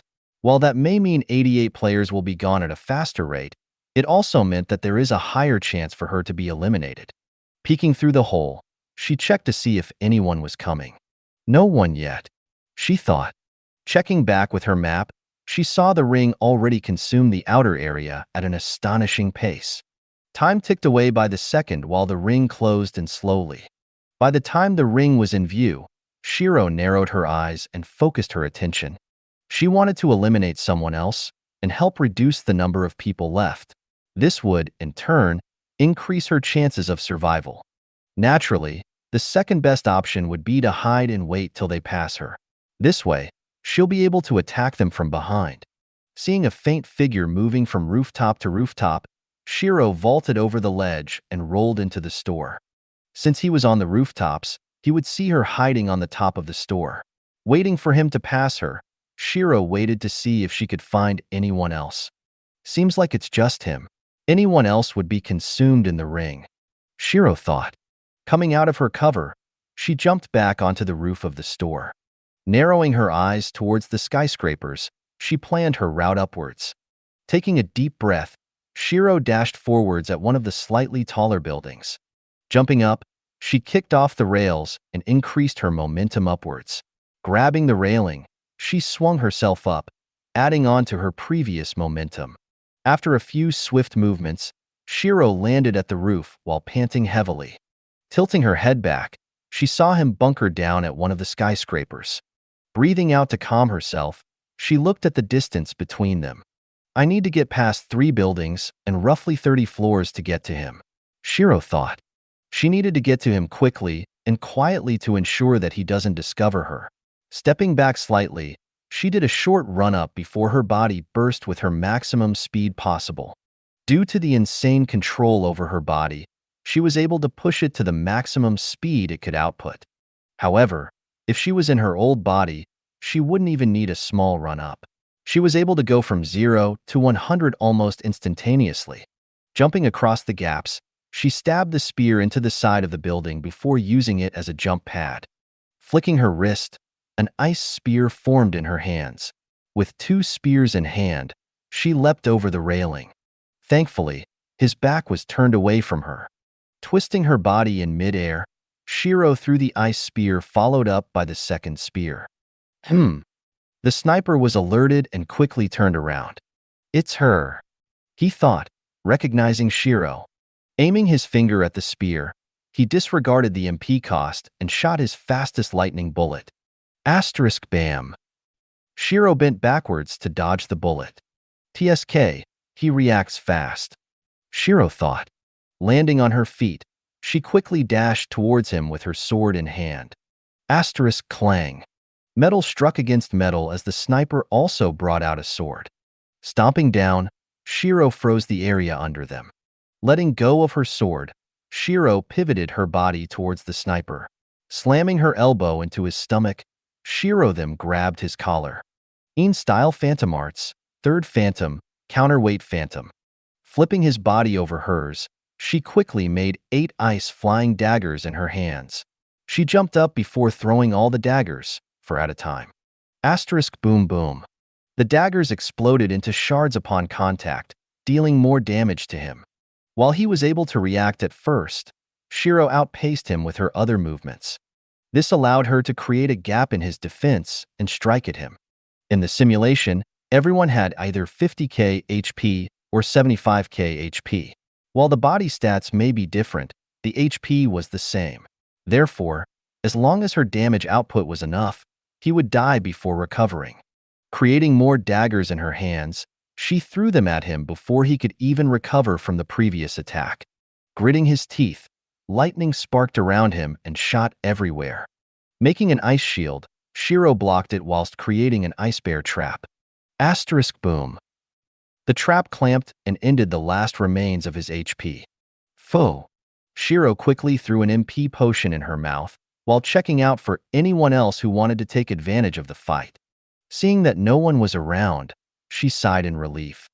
The fight just now was dangerous since a single close call of the lighting bullet took a quarter of her health. Imagining how powerful it was with a direct hit made her shiver. Checking her loot gain, she was pretty surprised that the man only had a few potions, weapons, and a binocular. The weapons were pretty poor while he only had HP potions left. Makes sense since he was a sniper after all. He would barely need to go close quarters combat if he played his cards right, Shiro thought. Checking in the current progress of the round, she saw that there was a total of 74 people left. Just in that short moment, 14 people had been eliminated, including the sniper she just killed. With 25% of the overall map already eliminated, there should only be boom. Her attention was suddenly shifted when she saw a huge explosion in the far distance. Her eyes widened as she recognized it. Did someone just self-destruct? How vicious. Taking down other people since he couldn't win, Shiro thought. Checking the player count, she was shocked to see the explosion take 5 other players, not including the killing. With 6 more players gone, only 68 more eliminations to go before the top 10 appeared. Only 68 more to go before the round ends, Shiro thought, gazing towards the center of the island. Boom, boom, boom.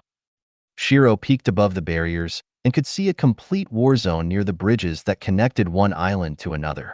Due to the fact that the ring was closing in, everyone was being herded up into the center, increasing the chances of contact and the chances of conflict breaking out. Currently, she was 800 meters away from the fight with the binoculars in hand. During the time she had observed the combatants, 15 people had already been eliminated. Not only that, she was sure that she could even see the explosions from the other side of the map. The ring had already shrunk 3 times. With the next, most of us will be forced closer together and towards the center island. I need to find myself some cover before the ring starts to shrink. Otherwise, it'll be hard to outrun the ring while making sure they don't find me, Shiro thought while observing which building seemed most suitable. From what she could see, there were 3 suitable buildings for her to enter. However, the risks on all 3 vary depending on what happens. The first building was an abandoned house with no windows or doors. While being obscured from sight, any form of noise made inside the house would reverberate for a long time. This was due to the fact that there were no objects in the rooms to dampen out the noise.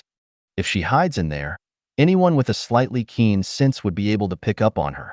Not to mention the fact that it was the furthest from the center, so she'll have to make another run towards the center when the ring closes. The next building was a factory. Although in plain sight, the building offered more than enough rooms and covers for her to hide in. As for its location, it was roughly in the middle between the ring and the bridge to the mysterious center island. The bad thing about this would be the fact that it is very close to the combat area at this moment in time. If she tried to get there, the chances of the other players seeing her would increase by several folds.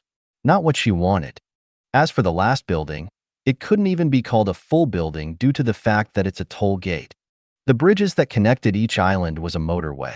Therefore, at the base of each bridge was the toll gate. Due to its location, not many would focus their attention on the small booths between the gates. A prime hiding spot for her since her small body would only help her more. The negatives, however, was the fact that she had to get past 5 people fighting in a free-for-all right now. Not only that, but a stray shot could just so happen to smash into her booth and kill her. One of them might even blow himself up if he lost, Shiro thought. Looking at the current player count of 53, Shiro wished that they would kill each other with more fervor. This was because the more people that stayed alive, the more cramped it will get as they reach the center island. Pushing herself into a crouch, Shiro prepared to sneak towards the factory first before making a detour to the toll gates. Climbing over the railings, Shiro slowly descended the skyscraper and made sure to avoid their sight. By the time she landed on the next building, she could see one of the players being on the verge of death. Seems like he's run out of HP potions, Shiro thought. Bang. His body was suddenly sent flying when a warrior slammed his fist into the man. Holy sh*T. Shiro thought in surprise since the man was sent towards her general direction. Quickly retreating into the shadows, Shiro held her breath and hit herself. Boom. Crashing into a metal railing, the man struggled for a moment before dying. Scattering into a bunch of shiny loot, Shiro narrowed her eyes.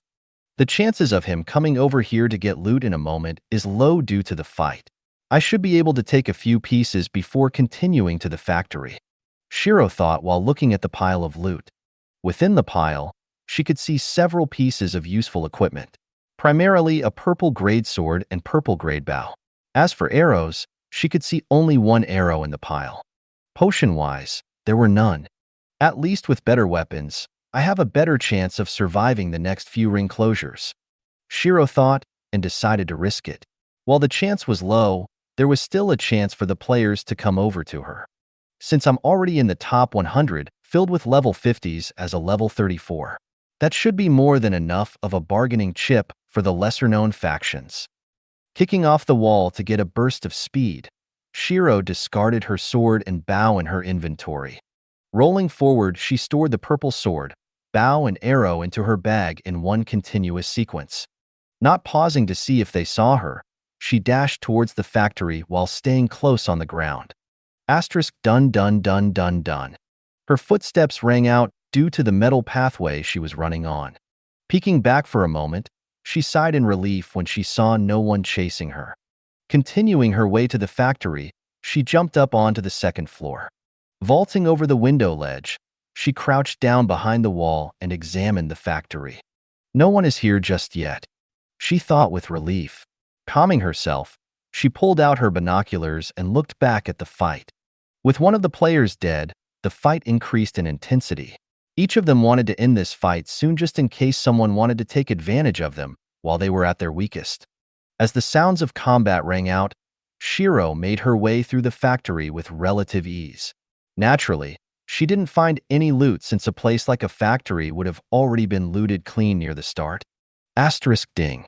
Her ears suddenly perked up when she heard the sound of metal against metal. By the sound of it, it seems like he's pretty close in the factory, Shiro thought with narrowed eyes. Flexing her fingers, 8 ice daggers appeared in her hands. Sneaking towards the source of the sound quietly, she climbed up the vents to get a top-down view of the situation. She could see a blond man sneaking through the factory with 2 daggers in his hands. Looking behind him, she saw a piece of metal with a slight dent by the side. Seems like he hit the metal while walking. Carefully walking through the vents, she waited until he was just under her. Taking a deep breath, Shiro narrowed her eyes as her gaze became cold. Carefully unscrewing the vent with the daggers, Shiro prepared herself. Bam. She kicked open the vent and attracted his attention. Wah! He cried out in surprise when he heard a sound above him. Gah! The vent slammed into his guard, knocking him off balance. Twisting her body, she threw 4 daggers first. 2 for his weapons and 2 to pin his hands down. Arg! Feeling the pain of the daggers stabbing through his palms, the man gritted his teeth. Landing on his torso, Shiro stepped down hard and plunged the ice through the gaps in the vent and into his eyes. Twisting the knife sharply, she ended him easily by destroying his brain. The man's body exploded into light, leaving a pile of loot on the ground. Picking up some potions, she ignored the rest since they weren't needed. As long as I burst down their health straight away, I should be able to kill quite a few of them, Shiro thought. Seems like I'll have to be playing more like an assassin rather than a mage in this round, otherwise I'll never get into the top 10. Meaning, I have to kill without a trace. The more I kill, the safer it is for me, she thought as her face was cold. Looking around for a moment, Shiro jumped up onto the pipes and hid her body from sight. Checking the player count, she smiled seeing the numbers drop at a visible pace. Mentally urging them to kill more, she planned her travel route to the center of the island. Under the bridge will give me no cover and be open to long-ranged magic. Above the bridge will open me up to an all-round bombardment without any cover, Shiro thought with a frown. There were only a few ways to the center of the island. For bridges connect to the center island branching from the surrounding islands. Her best bet would be to rush through the ocean. However, that was only with her original MP count and status. In the simulation, however, it seems like death was around every corner. Literally. One wrong step, and she would be the next to be eliminated from the competition. Actually, if I followed the winner of the current fight outside and use First Phantom when he looks towards me, I should be able to get to the center without much trouble. But that has its own risks. First Phantom drains my stamina at an ungodly pace in the simulation. I'll have to time it perfectly, or else I would be discovered, Shiro thought. Peeking out the window with her binoculars, she saw that it was a 1v1. Actually, I might be able to kill the winner when he's at his weakest, but someone else might think the same. Shifting her binoculars away from the fight, Shiro tried to see if she could spot anyone else. 1, 2. Oh my god, there are 3 more players watching this right now. Shiro thought as she managed to see slight hints of other players. In addition to this, it didn't include the hidden dangers of the few that could hide a lot better. You know I'm leaving. With 3 or more of them here, I'll die if I try to take advantage. On the plus side, I'll have a much easier time running to the center island, Shiro thought. Making her way out of the factory, she waited for the fight to end. The moment it did, one of the 3 looking would make a move. And that is when she'll make a run for the center island. Twisting his body in midair, the male warrior's body lit up with a golden aura. A sword made from mana could be seen in his hands as he swung towards the mage. RHH!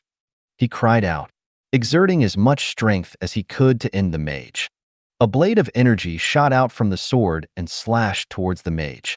Making an earthen shield, the mage tried to block the sword but was unsuccessful.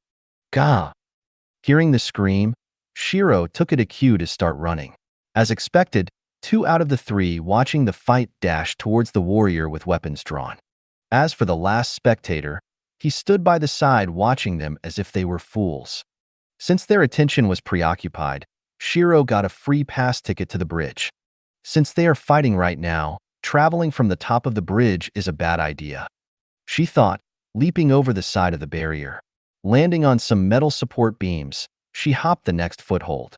Her eyes kept scanning for the next foothold while her body traversed past the gaps. She needed to make sure she got as much of a head start as she could. Feeling danger, she avoided the foothold and dropped down. A fire bullet shot past her previous location. If I stayed there, I would have been hit off the beams, Shiro thought, swinging herself back onto the support beam. Looking up, she saw the attacker at the next major support beam. Narrowing her eyes, Shiro made a few throwing daggers in her hands before dashing towards her attacker.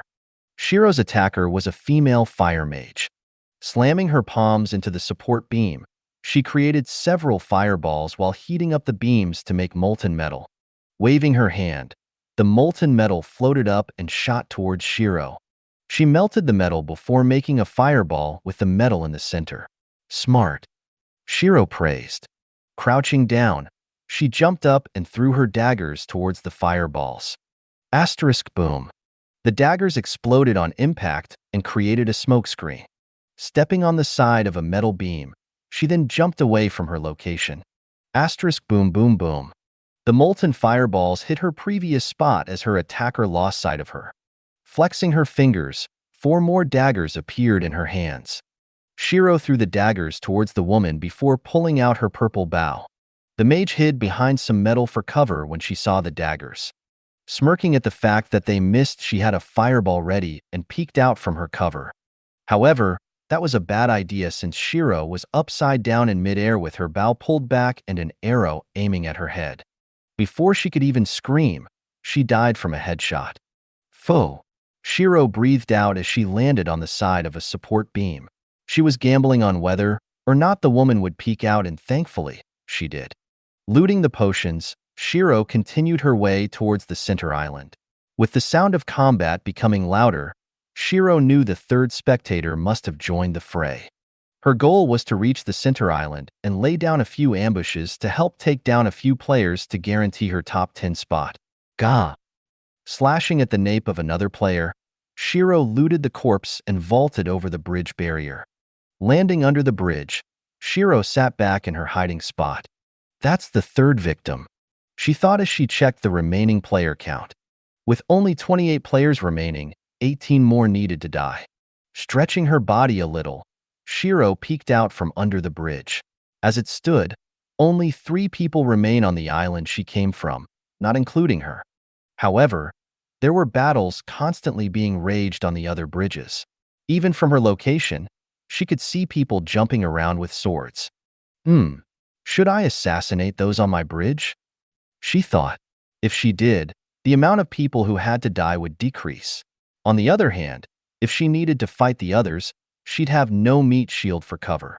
I'll eliminate one and leave the other 2, she eventually settled with. Scouting around with the binoculars, Shiro frowned when she couldn't see any of the three that were still in her area. Tisk. She clicked her tongue in annoyance. Retreating back to her cover, she waited for the fights to settle down. Asterisk boom. A sudden explosion surprised Shiro as the force sent her tumbling off her support beam.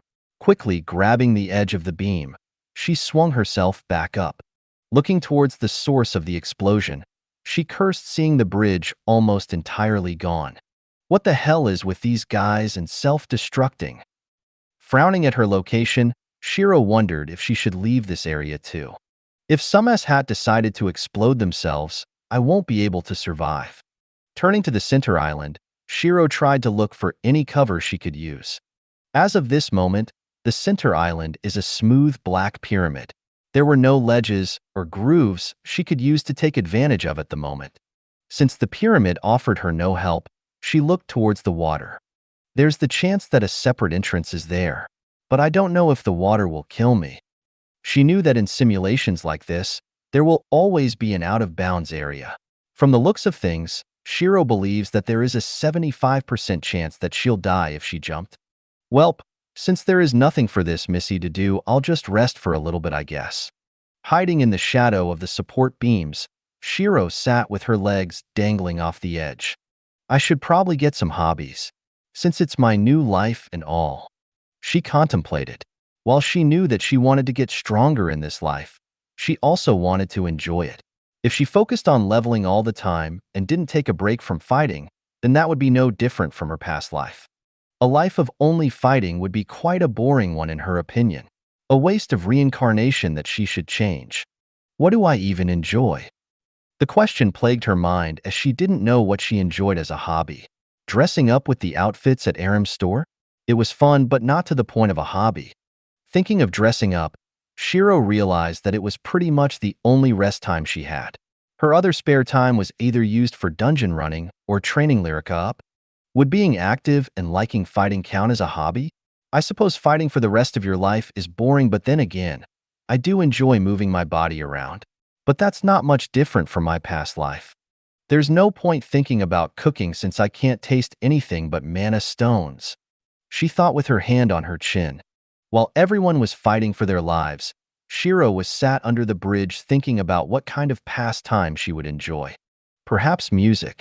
A little bit of music would be quite fun, nice and calming and quite therapeutic.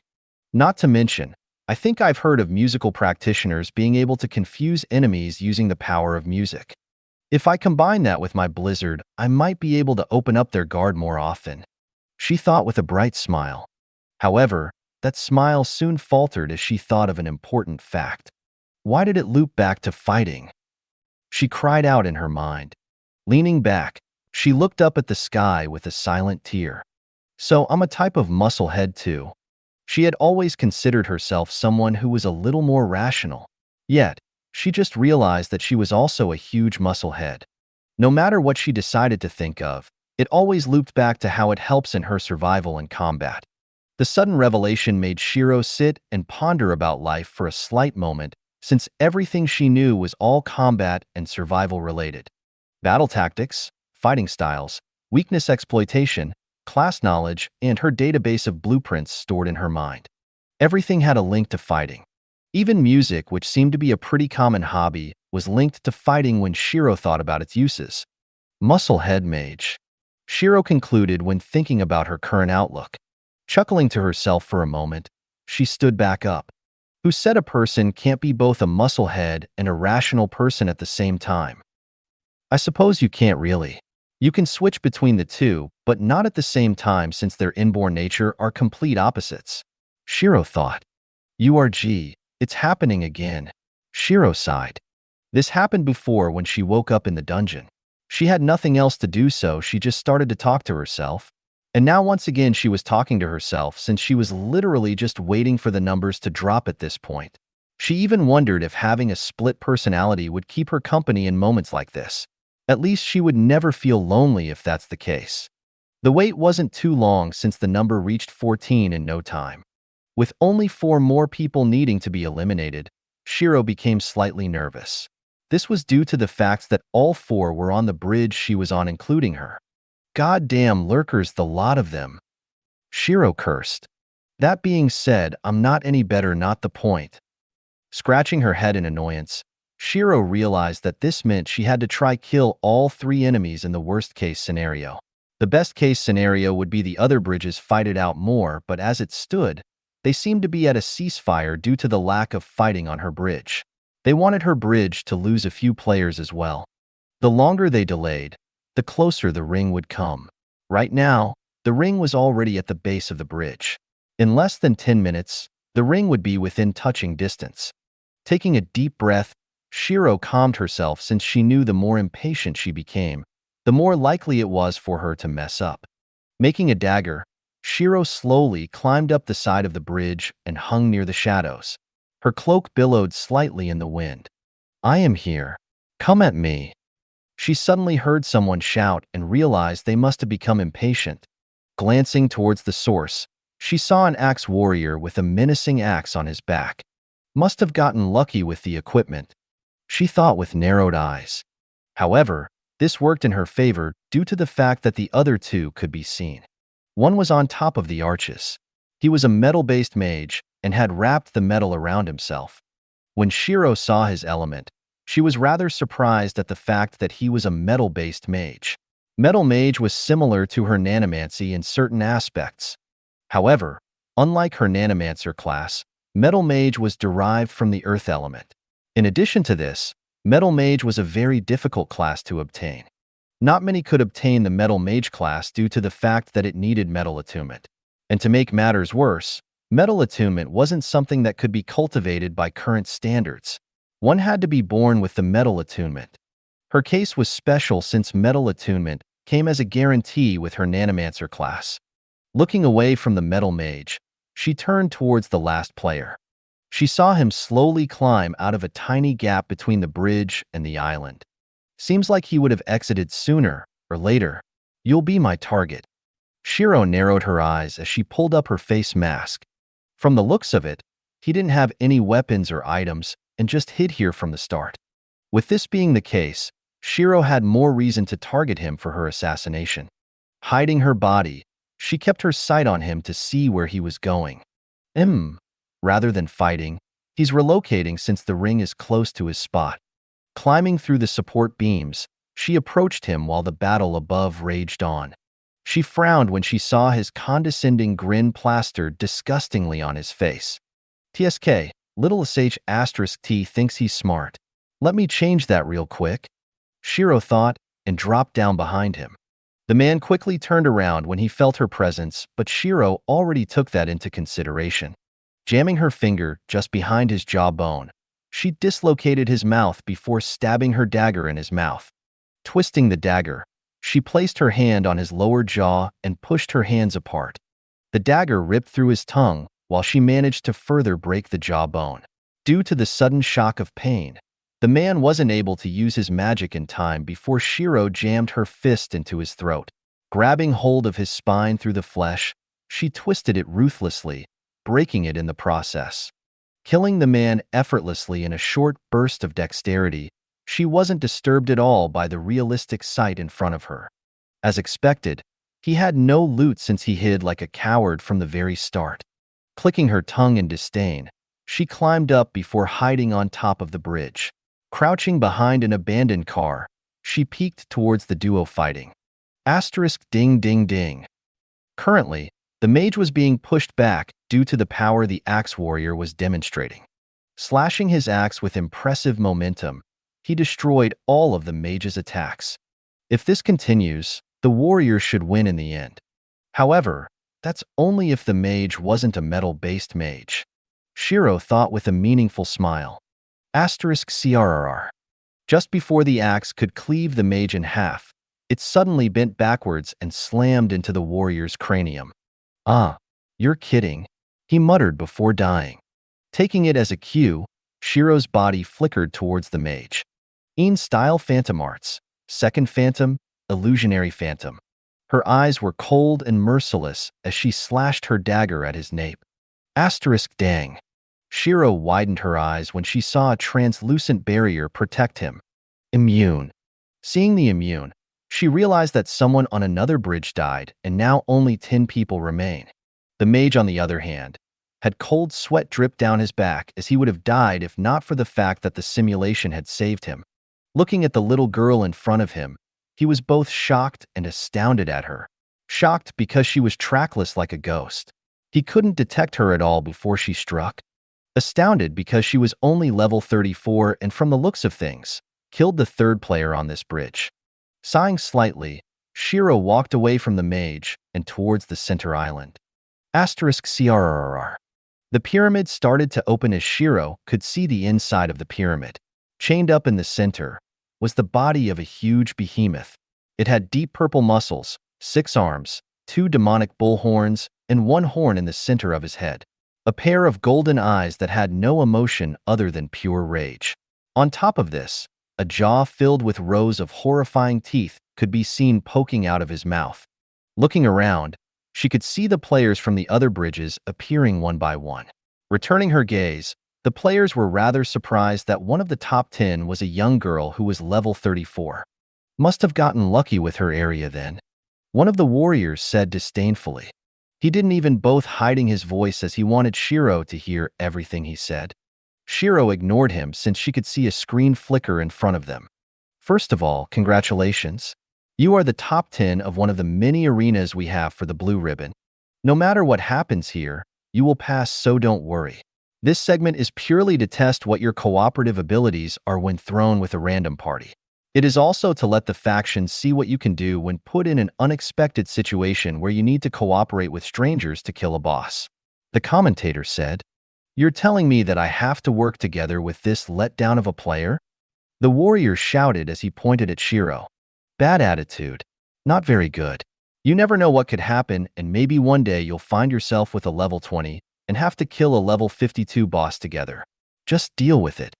Also, I'm pretty sure that she could kill you before you can even realize it. The commentator thought.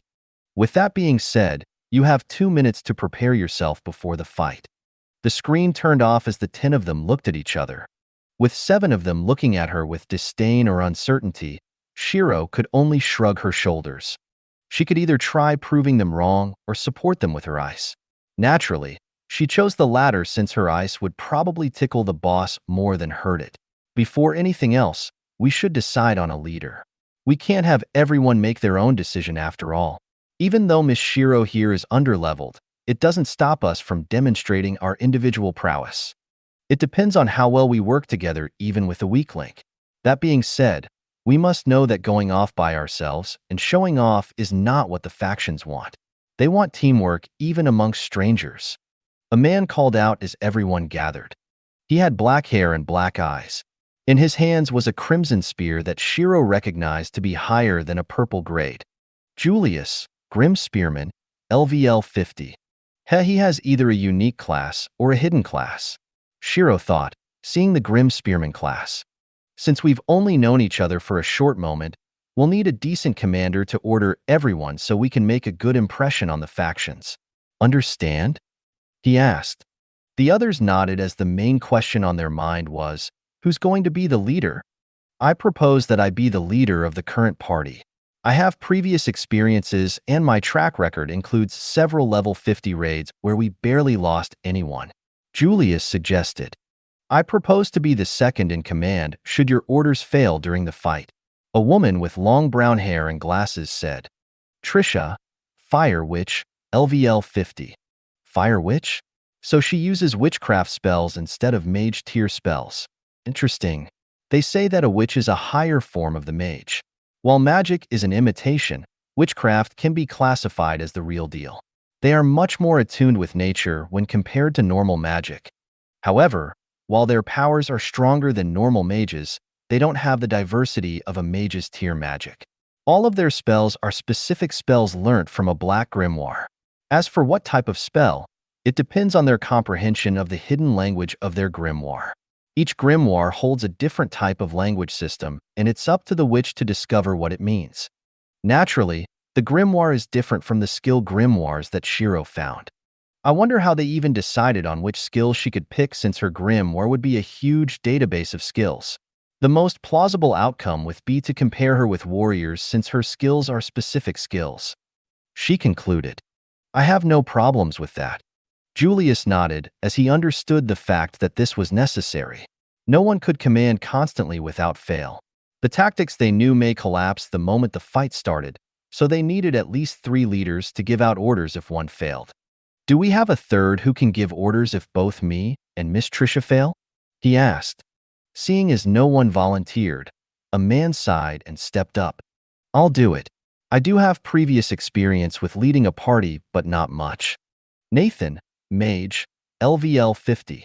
There were signs of age on his face, giving Shiro the impression that he has been stuck on this class for quite some time now. It is better than no experience, Julius said with a smile. With the 3 leaders selected, they needed to form an understanding of the current party. So with the current top 10, we have 6 magic-based classes and 4 melee-type classes. Unfortunately, since we don't have a proper tank and support, we'll have to try to make do with HP and MP potions. Julius said. We should first assign the tanks. The Metal Mage, Axe Warrior, and Earth Mage should be a good substitute. If you guys don't mind, that is. Trisha said as the 3 nodded. Then let's give all our healing items to them and keep only a few to keep ourselves going. Nathan suggested. I second that. Julius pulled out all of his potions, saving 2 HP and 2 MP potions for himself. Trisha saved 3 MP and 1 HP potion for herself while Nathan did the same. Pulling out her stock of potions, Shiro saved 2 MP potions since she was just going to be the support. Her item usage would be the smallest in the group. Gathering up all of the items that everyone donated, that left them with 10 HP and 8 MP potions for each of the pseudo-tanks. With the tankers set up, we need a general understanding of our damage per second. Seeing that Miss Shiro is just level 34, you'll be mostly supporting with your ice, is that okay? Julius asked, turning to Shiro. She naturally agreed since that was her intention to start with. Unfortunately, they couldn't plan everything out since the time was going to run out. We'll adapt as we go through the fight. Let's win this, Julius called out. However, a deafening silence ensued, making it awkward for him. He forgot that they hardly knew each other, so this kind of reaction was normal. Roarer. Thankfully, the behemoth dispelled the awkward atmosphere with his battle cry. Ping ping ping. The chains shattered one by one as it was soon free from his restraints. Tankers, try to grab as much aggro as you can, Julius shouted out. Jumping into action, the 3 pseudo-tankers dashed towards the behemoth. Flip flip flip flip. The sound of paper flipping could be heard. Flicking her wrist, a golden aura buffed around the 3 tankers. This will increase their speed, power, and defense, Trisha said with a smile. Nodding in gratitude, the Axe Warrior jumped up towards the behemoth's head. His axe glowed with radiant energy while he twisted his body to increase the amount of force behind his attack. Boom. The axe slammed into the horn of the behemoth and caused it to recoil back slightly. He had aimed for the horns in order to create a gap, allowing the 2 mage tanks to grab more aggro. Not wasting the gap in defense, both mages attacked. The metal mage created a giant greatsword and a metal platform to propel him upwards. Slashing the sword at the horn, the mage cursed, seeing that he was just a little late since the behemoth recovered. The earth mage, on the other hand, slammed his palms down and created a giant earthen gate to slam down onto the behemoth's back. Shouting out with force, the gates hardened up into a strange type of material. It was colored black with hints of purple shining through the gaps. When the behemoth tried to escape his cage, the rock would stretch out for a moment before contracting again with the purple energy acting like rubber. While the tankers were attacking to hold aggro, Shiro looked around before parkouring up to one of the ledges in the room. Pulling out her bow, she knocked an arrow and waited for the rest of them to start attacking. The 3 leaders were only slightly surprised at Shiro's agility since they could do it too. Warriors, follow me. When I give the signal, I want the mages to rain fire on the behemoth. Running towards the behemoth, Julius's spear lit up with a chilling blue flame. A burning slash mark could be seen stretch from the behemoth's wrist to forearm. Pulsing for a slight moment, the muscles clamped the wound shut. The F***CK? Julius called out in surprise. He had never seen such outrageous regeneration speed in his life. Shiro, on the other hand, wasn't fazed since she had seen a monster regenerate everything in an instant. His paws allowed the behemoth to see a gap in his defense and swipe on of his arms towards him. Snapping out of his daze, he vaulted over the swipe with his spear. Asterisk boom. The arm slammed into the ground and left a slight crater. Asterisk boom boom. The other warriors weren't idle either as their respective weapons slammed into the arm. While the wound regenerated, the HP taken off was still there so they could sigh in relief. Opening its jaw, the behemoth looked towards the tankers with rage. Mages go! Julius shouted out. A giant fireball erupted into existence as Trisha buffed the fireball for more power. Asterisk BZZ. Lightning sparked around the fireball due to another mage combining his spell with the fireball. Asterisk boom.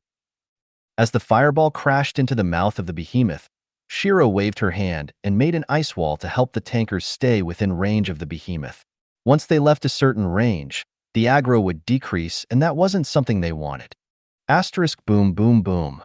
Slamming its arms into the ground, the behemoth struggled to get out of its bindings.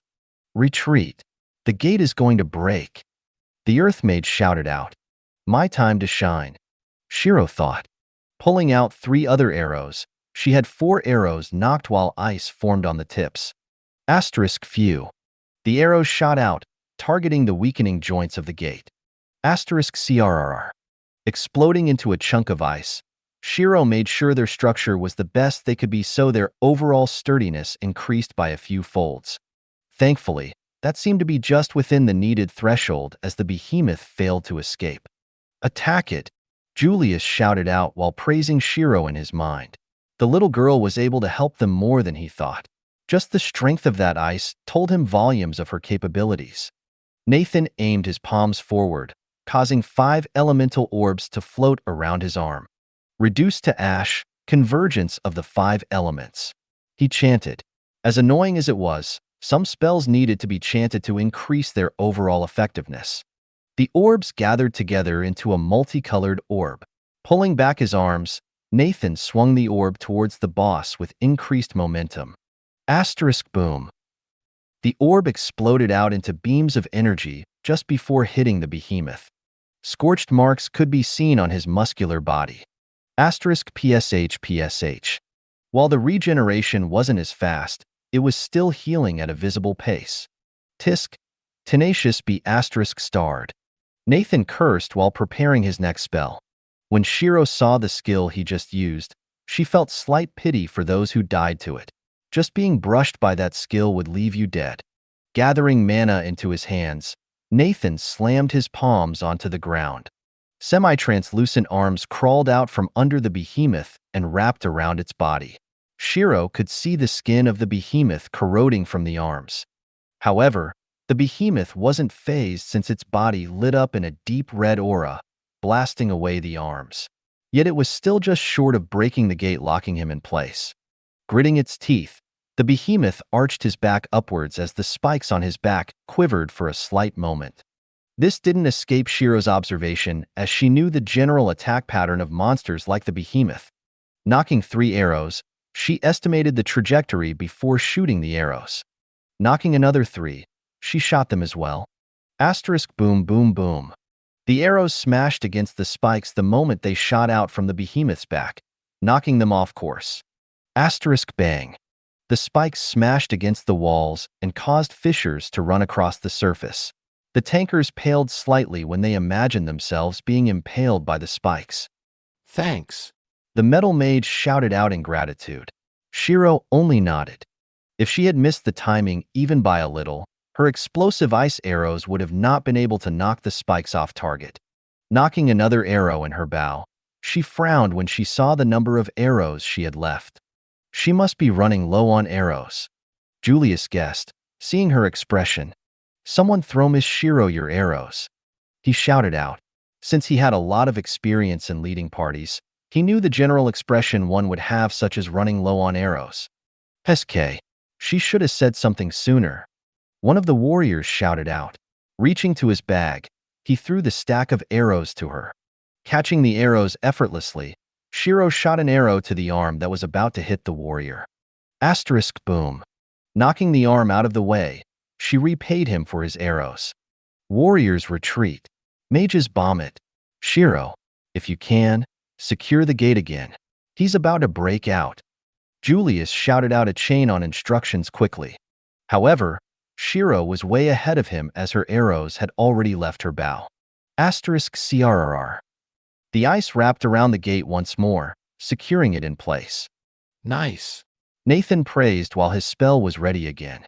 Reduced to ash, convergence of the 5 elements. The orb shot beams towards the behemoth, but this time a change happened. Opening its mouth, a second mouth shot outwards like a worm and ate the orb. Holy F asterisk CK. What the hell? One of the mages shouted out in shock. The revolting sight of a second mouth, along with the fact that it ate a spell, shocked the party. After eating the orb, a multicolored pulse traveled through the behemoth's arteries and lit up his body. Why the hell would they give the Berserk Mana Charge skill to a low-ranked monster? That's not realistic at all. Shiro cursed.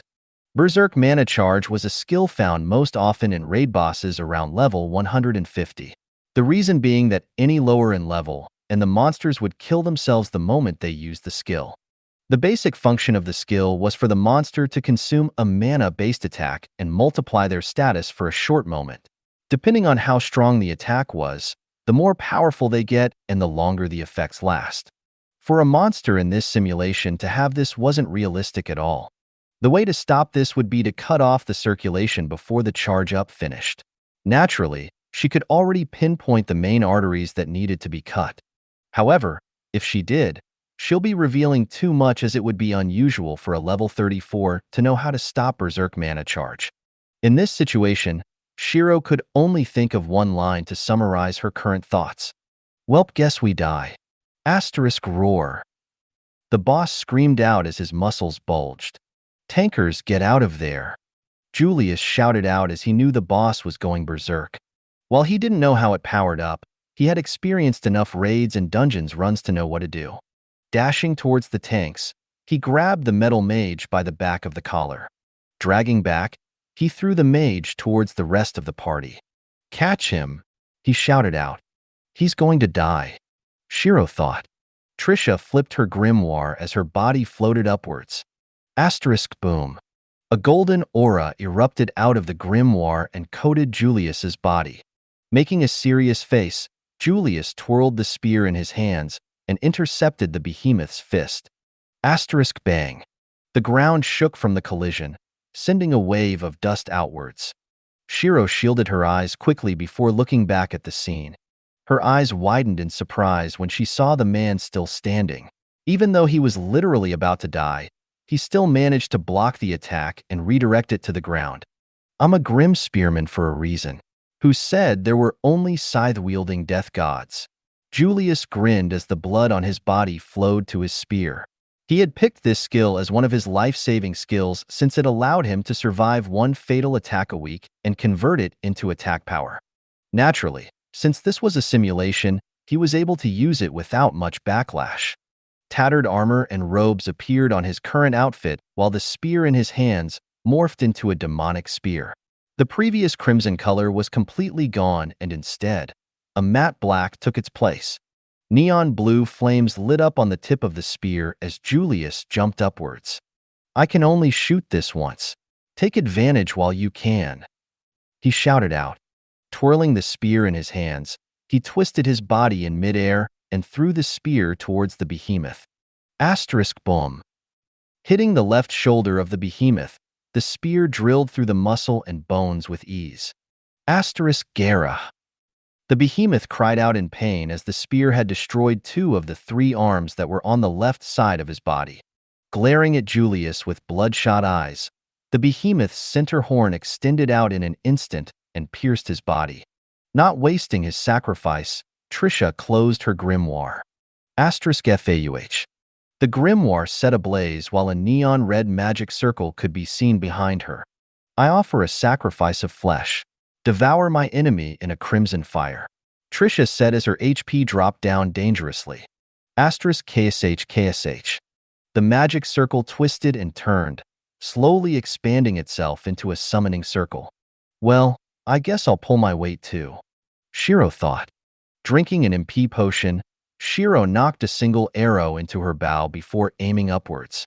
Shooting the arrow just above the behemoth, she clenched her fist and caused the arrow to explode into a rainfall of broken ice shards.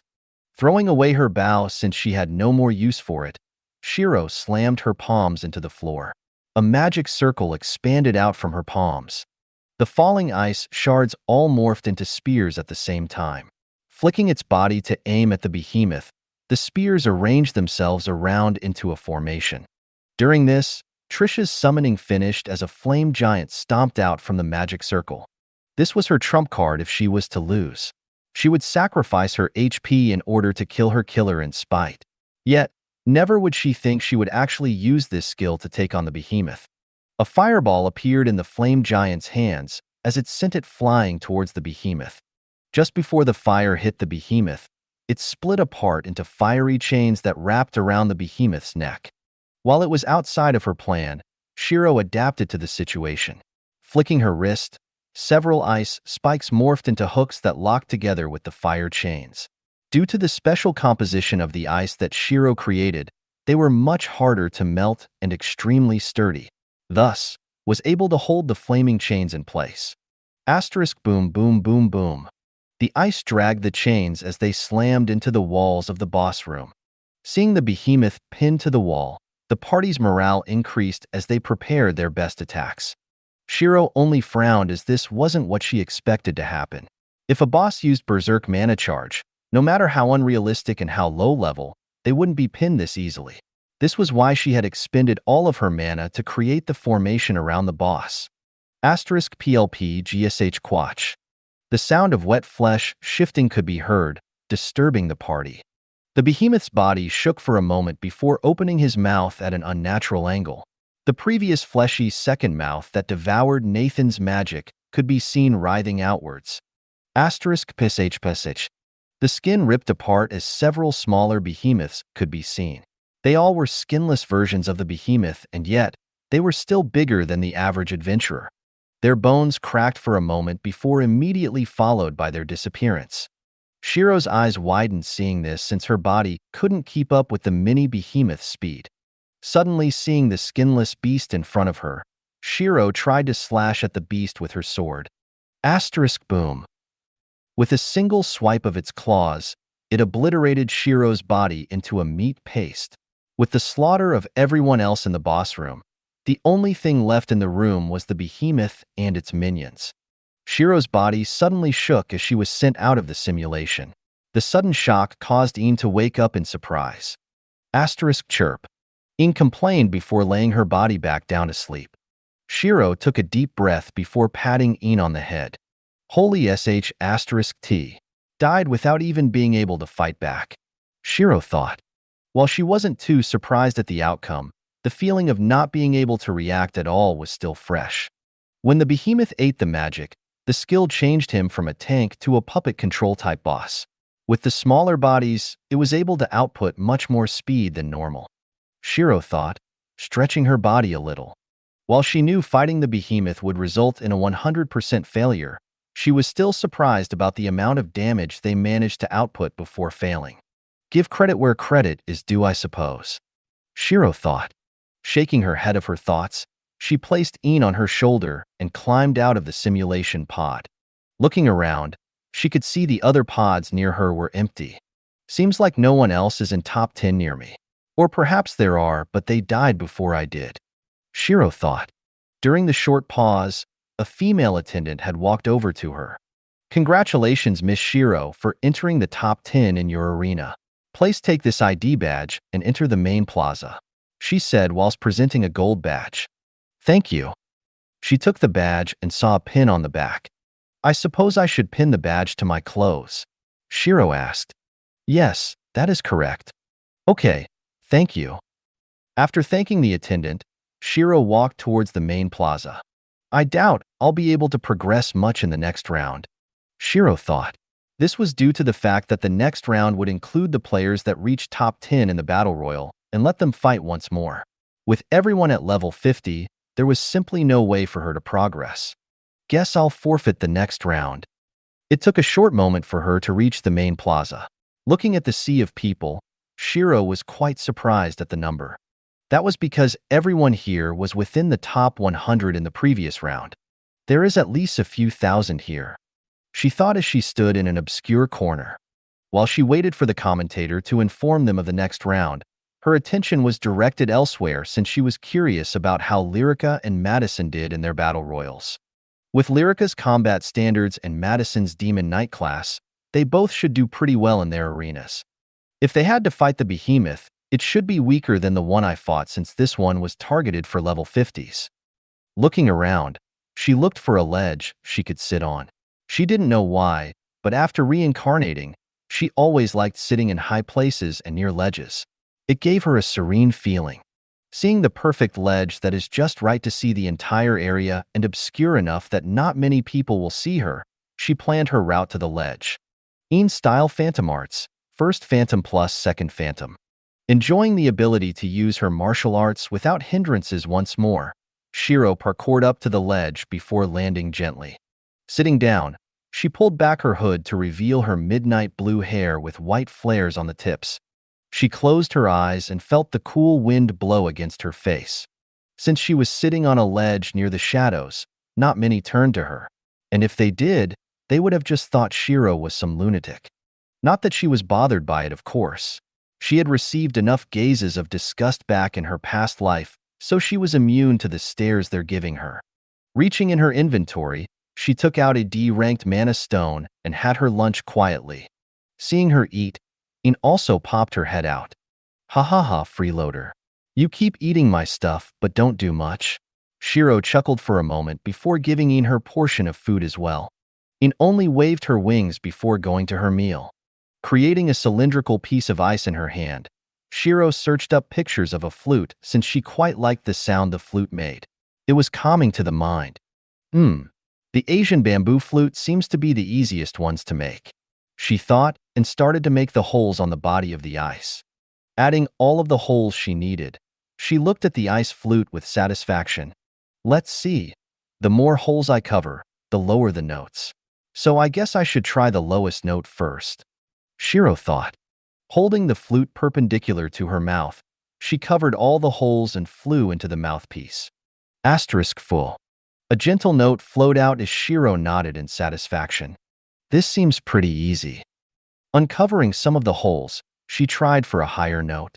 BII. Chirp. Een slapped her wings against Shiro's chest when she heard the ear-rupturing sound she made. Sorry. Shiro apologized since she didn't expect that a little mistake made the flute sound horrible. This might take a while to learn, she muttered, looking at the flute. Flicking her wrist, she destroyed the flute since the commentator's screen lit back up. Thank you all for your patience. Every arena has now finished. With the top 10 of each arena determined, they will proceed to the next round while the unfortunate players who are eliminated will be out of the event. However, do not worry as the factions will be open for you. For those who have not received a golden badge, please follow the attendants and enter the recruitment zone. Each of the factions have their own stall, and you may apply to join, he said with a small smile. Watching the people leave, he waited until only the top 10 of each arena remained. As for our veterans here, far from one pleasant surprise, the next round is solo survival linked to your status. We have several puppet masters with us who will send waves after waves of puppets to attack you. The puppets are linked to your level, so you will not be fighting anything out of your league.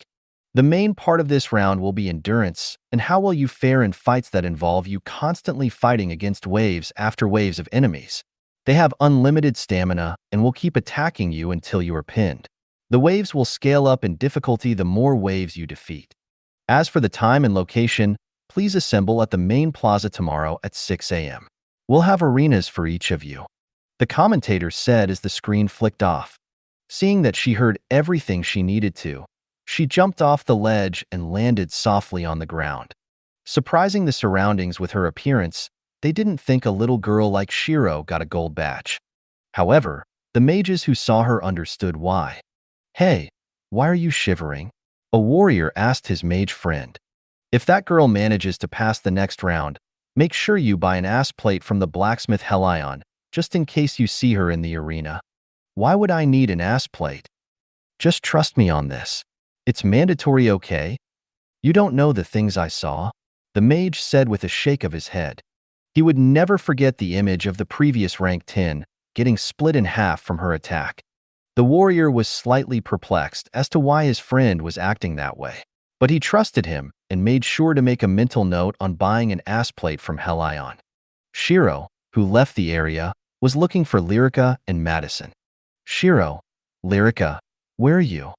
"Lyrica, me and Maddie are at the coffee store near the entrance. We finished very early, so we've been waiting there." Shiro, "Okay, I'm coming over." Looking up from her phone, Shiro wondered about what that meant for their results. Since they finished very early, it could either mean their arena was easy or they died early on.